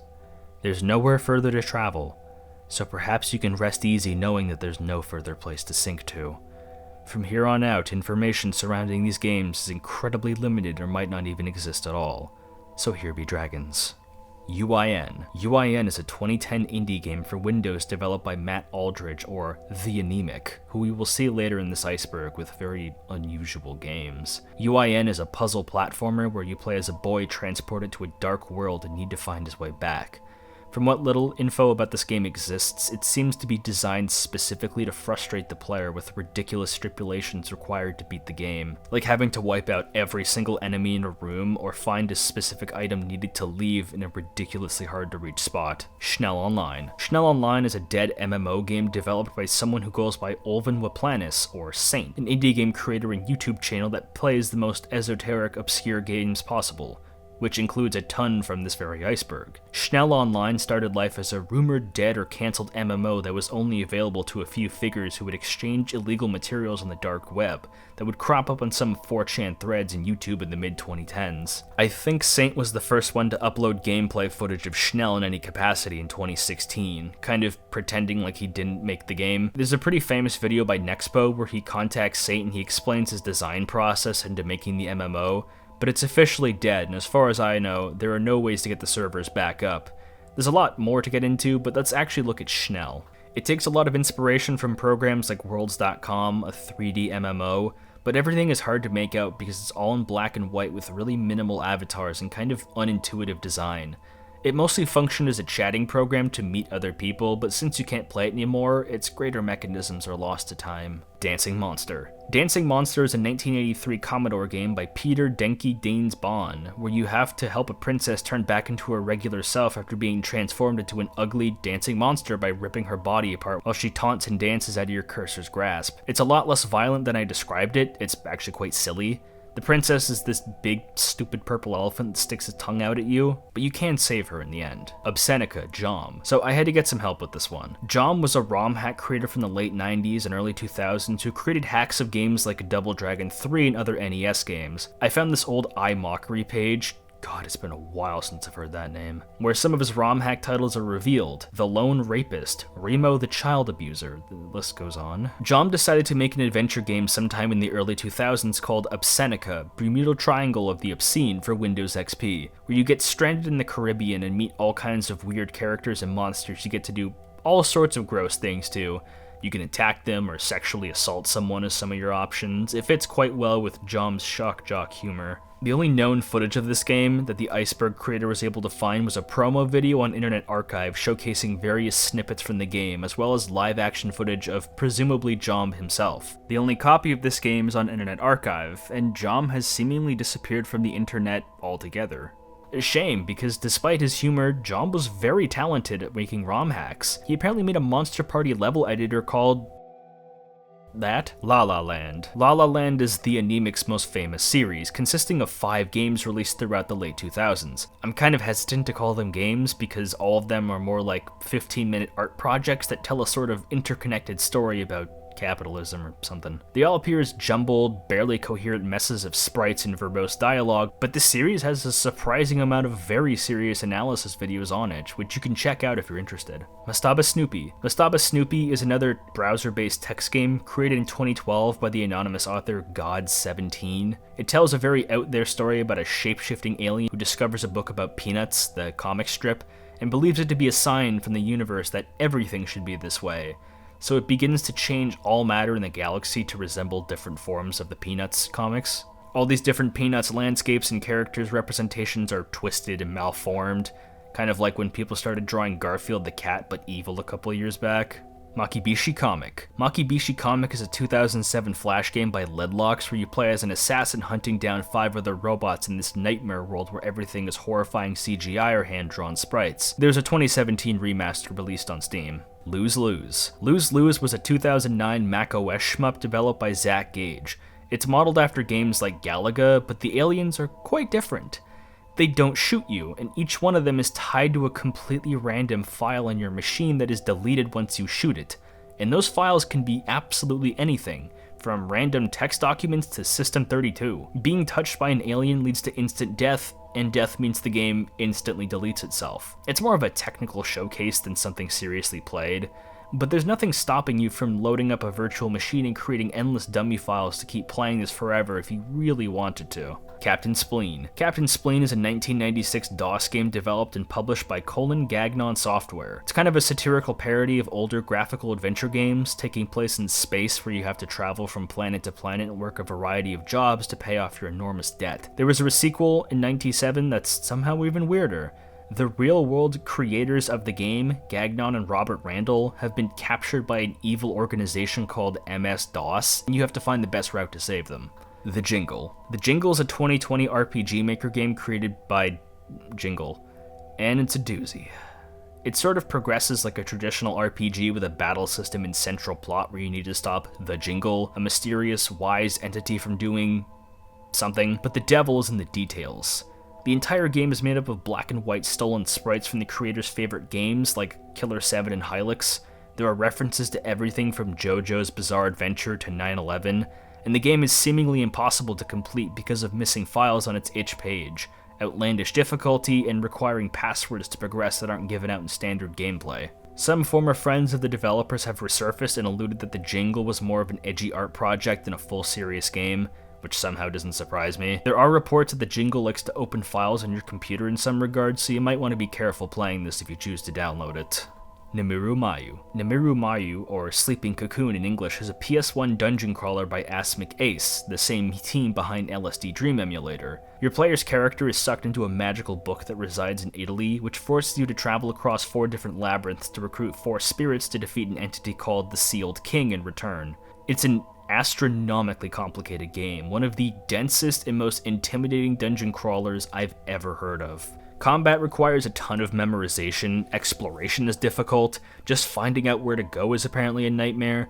There's no English fan translation, but even those who understand Japanese barely know what's going on. Presentation-wise, this game is unbelievable. Really esoteric art direction, unnerving enemies, and a fantastic 10 out of 10 ambient soundtrack makes this a very puzzling, very entertaining game. Painajainen? Painajainen is a 2006 freeware indie platformer by Viratanen Games. It takes a ton of inspiration from Seikless. You play as a boy stuck in his own dream worlds who needs to find 7 keys to escape, and naturally, dream logic applies. Kubus's Johnny series. Oh boy. Kimberly Kubus was an indie game developer who had been creating games on software like Game Maker since 2002. His output was completely absurd, creating almost 200 different games in a very crude and rushed nature, so not a lot of people paid him attention. Johnny was his bread and butter platformer series with 36 different entries, all of which vaguely resembled each other and had variations in Johnny's moveset or appearance, but all looked like they were made in the span of a week under the influence of drugs. Kubus was a very troubled individual and chose to take his own life in 2014, with his friends archiving as much of his games as possible to keep his memory alive. Johnny was just one series of games he made.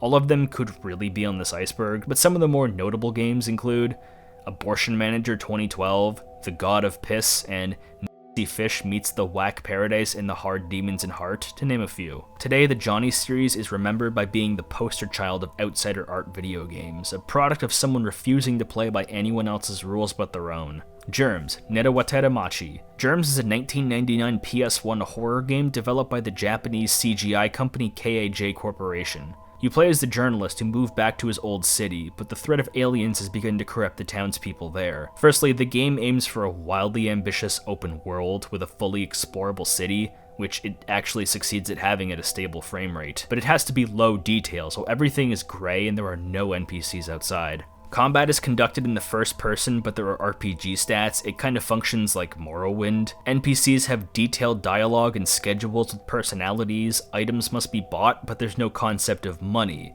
You can just buy whatever you want, how much of it you want from the start. If you die at the hands of an alien, you don't game over. You become an alien and sort of play the game in reverse and kill the city folk and get to read their minds. Germs has a ton of incredibly obscure and interesting plays on traditional game mechanics that makes it a fascinating time capsule that barely anyone knows about. The game was released with an incredibly low profile. There's an unsubstantiated claim that only 4,000 copies of the game exist, with secondhand copies being so rare they never show up online marketplaces, or they're available in bids for extortionate prices. I actually own a copy of this game, long story.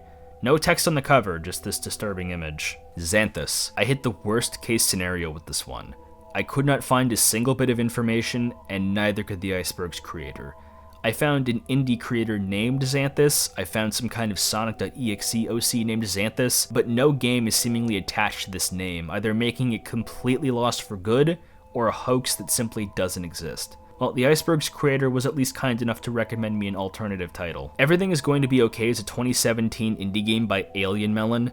It's described as a digital zine where you interact with a stylized computer to guide these little rabbits as they reflect on emotional effects of surviving traumatic past injuries. It's definitely an artsy game and apparently got a lot of praise from journalists at the time. The controversy section of this game's Wikipedia page is very detailed and full of claims that streamers and their audiences were particularly dismissive of the game, which made Alien Melon extremely irate, which prompted them writing a few articles about how much they dislike streamers and commentators for not getting it, even updating the game later on to try and antagonize them for thinking the game is stupid. I can definitely see where the creator is coming from, but I feel that making something deliberately cerebral and interpretive and getting furious when people don't get it says more about the creator than anything the game does. Bodalism. This is another game I really struggled to find any information on. What I do know is that it was created by Connor Kimbrough before the year 2010, likely 2008 or 2009. Bodalism only has one screenshot in this description. Bodalism, named after a disease causing paralysis through the infection of a wound, is a platformer that is frustrating not so much in being technically difficult, but in its refusal to allow for human error.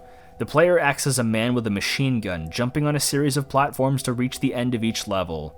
On the way, he encounters many running figures who can easily be shot, but do not fight back. The background music is a dissonant drone, reinforcing the image of a cold, calculating killer. The gameplay is essential to the theme. The hero is a robot, an unemotional being of rationality who kills because he must. Therefore, the main character's deaths must be the result of the player not being robotic enough, not carefully examining the data before them and moving based on prior experience. That's all we really have on this game, as all links to it are seemingly dead, making this a genuine lost media project. There's some debate on if the game is an elaborate hoax and doesn't actually exist, so I'll let you decide. Imagination is the Only Escape. Imagination is the Only Escape by Luc Bernard is an educational story game set in the middle of the Holocaust, but more famous than the game itself is its troubled development history. It was originally announced in 2008 for the Nintendo DS, but I think Nintendo told Bernard that they didn't want to put a game with such a heavy topic on their platform, and judging by the available screenshots, I can kind of see where they're coming from. There was a Kickstarter where Bernard attempted and failed to get the game off the ground for PC, mobile, and Vita releases. Another game called The Light in the Darkness released in 2014, which heavily borrowed from the first game's concepts and was finally released on digital storefronts in 2024, sporting a much gentler but much less distinct visual style. Station.exe. Station.exe is an indie game that surfaced on 4chan's Export around 2013, where you very slowly walk around a rudimentary 3D environment and are slowly chased by these mysterious creatures that instantly crash the game if they touch you. There seems to be some kind of ARG element to everything, where the poster claimed this game came from a burned CD belonging to their father, and there are coordinates in the game that lead to an abandoned facility in Russia. But if it were an ARG, then either nobody solved it or nobody cared to, leaving Station as a funny little piece of software rife with video essays, but certainly not players. Exit Mask. Exit Mask is a 2020 indie game developed by Steph Pinto. It's an artsy walking simulator where the premise is that you're being bombarded with intrusive thoughts about death, the thought of you dying or other people dying. There's a lot of disturbing imagery of people on life support, self-harm, and more that makes its way into the level design as you explore to your heart's content. Chub Game 3D. Chub Game 3D is a 1997 DOS FPS game developed by Chub Game Soft, a fitting name. It's an FPS game mostly made by the creator dicking around with the software. It's really amateurish but entirely self-aware. I think it was sold in Brazil in some capacity. LCD Dem. LCD Dem was a 2010 Yume Nikki fan game created by Conroba. It seemed like one of the higher quality fan games, but in 2013 the website Conroba operated was suddenly updated with a message from him asking for people to simply stop talking about the game in any capacity, something he tried to prevent by removing the game and vanishing from the internet. There are still archives and download links should you want to play LCD Dem, but nobody knows why Conroba decided to take everything down and disappear forever. It's not impossible to remove things from the internet, as a few games in this Iceberg have proven, but making such a big statement about it is bound to make people archive it even further. Hakuga. Hakuga is less of a game and more of a cautionary tale about attempting to start an ARG.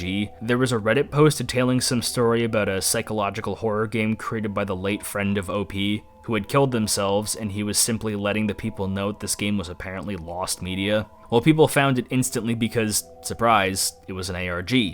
But it turns out that OP was a member of a project who went rogue and released the game on their own, despite the project intending to be a web series like Petscop, i.e. the game was not supposed to be released. The same person modified the game and kind of just took it over and ruined the entire thing. The alleged suicide was simply made up for the story. The whole thing exploded, official links for downloading the game were taken down, and its embarrassing story is only remembered by a few. There are a couple great videos online explaining this and the game in more detail. And about the game, it certainly looks cool, but maybe it's because I know about this ridiculous drama surrounding the game, but it feels paper thin in style over substance. You can still find archived versions of the game if you really want to play it. Massachesia. Massachesia is a 2015 point-and-click psychological horror game by Old Blood, an extremely dark adventure title based on the life of a real-life serial killer, cannibal, and pedophile Albert Fish. Massachesia proves that Old Blood conducted extensive research about Fish's life, eerily crafting parallels between the real and fictionalized versions of him through the lens of an in-universe therapy session, and asked the question if abuse can turn even the most innocent child into a monster. I recommend this one if you're interested in pitch-black video games. Downfall. Downfall is a 2009 adventure game created by Harvester Games, the creator of The Cat Lady. You play as Joe, a thoroughly broken man searching for redemption after the death of his wife, so it's like a 2D Silent Hill 2 with a focus on puzzles. There's a remake of the game called Downfall Redux on Steam, and honestly, this game belongs nowhere near the bottom. It's part of a whole trilogy of games with The Cat Lady, and plenty of people know about this, so I hate saying it, but it really shouldn't be here. LS Jumble. LS Jumble was a 1990 shareware point-and-click adventure game made by Michael Stemmel, the lead designer behind games like the original Monkey Island, Sam & Max, scriptwriter for Knights of the Old Republic. I think it's available floating around somewhere in a Scum VM pack. There aren't any real screenshots of the game available, but it was described as exceptionally surreal. In Sumeria. This one I really went back and forth on. All I could find for In Sumeria is a Lost Media fanon wiki that alleges it was a Quake-styled FPS horror game where you played as a serial killer stuck in the catacombs of Paris while suffering from a mental condition called insomnia, which gives him vivid hallucinations of his victims and monsters that presumably acted as the primary enemies. Supposedly, this all appeared on a 1999 issue of an unknown Danish gaming magazine, and there was apparently a website registration back in 1998 that was officially shut down in 2012. Granted, all of this comes from a random Polish guy in a fanon wiki with absolutely nothing backing up this claim. No such domain on the Internet Archive exists. There is some expanded info on a kind of idea fanon wiki, so I'm going to assume it's completely fabricated, and the only other post is a Reddit post of someone claiming they owned a copy and want to find a download link, which went unresponded. Perhaps if we knew the Danish gaming magazine, we could simply search for archives of gaming magazines from the year 1999 to find something. It's possible that this game could have gone unreleased, or was some kind of homebrew game people were sharing on the down low, which was pretty common in Europe, potentially even being a modification of Quake burned to a disc that got coverage for some reason. It sounds like something a more dedicated Lost Media hunter should explore more than I. Shame, too, because the description of this game sounds amazing, like an early version of Cry of Fear. Offering App. Offering App is an upcoming 2026 horror puzzle game by Kesha White. It looks like a Newgrounds animation drawn by a demon. Almost nothing looks like it belongs, and that's probably for the better. It's worth noting there's an available demo to purchase on itch for $666. Really? $666? White seems like half a game developer and half a troll, with multiple games listed as coming soon on their curator page but nothing released. There are a lot of claims that their older games are from the 2000s, but with how chaotic everything is, I somehow doubt that Kesha is a reliable narrator. I will say, they sure as hell know how to draw. Wish they knew how to release their games. Maybe there's an ARG, I don't know. Toymaker. Another day, another ARG, what do you know? Toymaker's a 2013 indie horror game developed by Lone Developer, who uploaded the game to an Italian creepypasta forum, claiming it to be a weird port of a Japanese DOS game from 1994. But the game is clearly an exe file and uses images from an anime called Ergo Proxy, so the story doesn't hold a lot of weight. Slash X got involved in dozens of forums exploring the game. It got featured on Obscure Horror Corner. Yes, that Obscure Horror Corner of Sad Satan fame, who made a Let's Play of it, but he decided to edit the game with a few images that aren't otherwise there. It was a huge debate that people couldn't make their minds up on. Was it true? Was it fake? Well, it was actually solved in 2019 when Lone Dev came back and explained that he made the game in 2013 because he thought the creepypasta The Theater was cool and wanted to make his own version of it, which can basically describe the game in its entirety. Lone Dev is chill as hell and has since uploaded the game to Steam and is still active online to this day. I think I'll take this over Sad Satan any day. Basilisk 2000. Basilisk 2000 is a multimedia ARG project by Kira, developer of Lost in Vivo and Lunacid. There's actually two games in one. Basilisk is a mock Super Nintendo game, and Basilisk 2000 is the PC version that's unfinished in-universe, modeled after an MMO where you have to play the game through its half-finished level editor. You have to play both games and cross-reference events and details and explore the files inside the zip folders from the itch.io pages. It's honestly been covered to death, and you probably know about it by now. I definitely appreciate the vibes it's going for. Kira uses their experience with Kingsfield Likes to good use to craft two hauntingly lonely video games with a ton of in-universe lore for them to feast on. Duck Nukem for Feathers. Duck Nukem for Feathers is a 2006 mod for Doom 3 created by Trepanning, and I think I'll let the game's description speak for itself. After starring in the successful Fly Hard trilogy, action movie trilogy, you retired to a small cabin in the woods. You grew comfortable in the quiet life you had created. Soon, you also grew too fat to fly anywhere. Then one day without warning, the outside world came crashing back into your life. It was not a good time to be a duck. Play as Howard the Duck across 20 levels of intense action. Your mission? Take them to heaven. Yes, you play as the Howard the Duck, and you get up to all kinds of skullduggery. You meet Gene Simmons at one point. It's pure pandemonium. Doom 3 is already a lot more horror-oriented than any other Doom game, so combine that with really rudimentary 3D models in a black skybox, some people are bound to be unnerved. And there we are. We finished the Iceberg. To all those who made it out the other end, congratulations. I hope you enjoyed this 3-hour-long odyssey through the surreal side of gaming. There were some titles I didn't quite understand, and plenty I could have added myself, but I'd rather hear what everyone else has to say. Did you enjoy the Iceberg, and if not, what would you change about it? Please let me know. And until then, have a lovely rest of your day.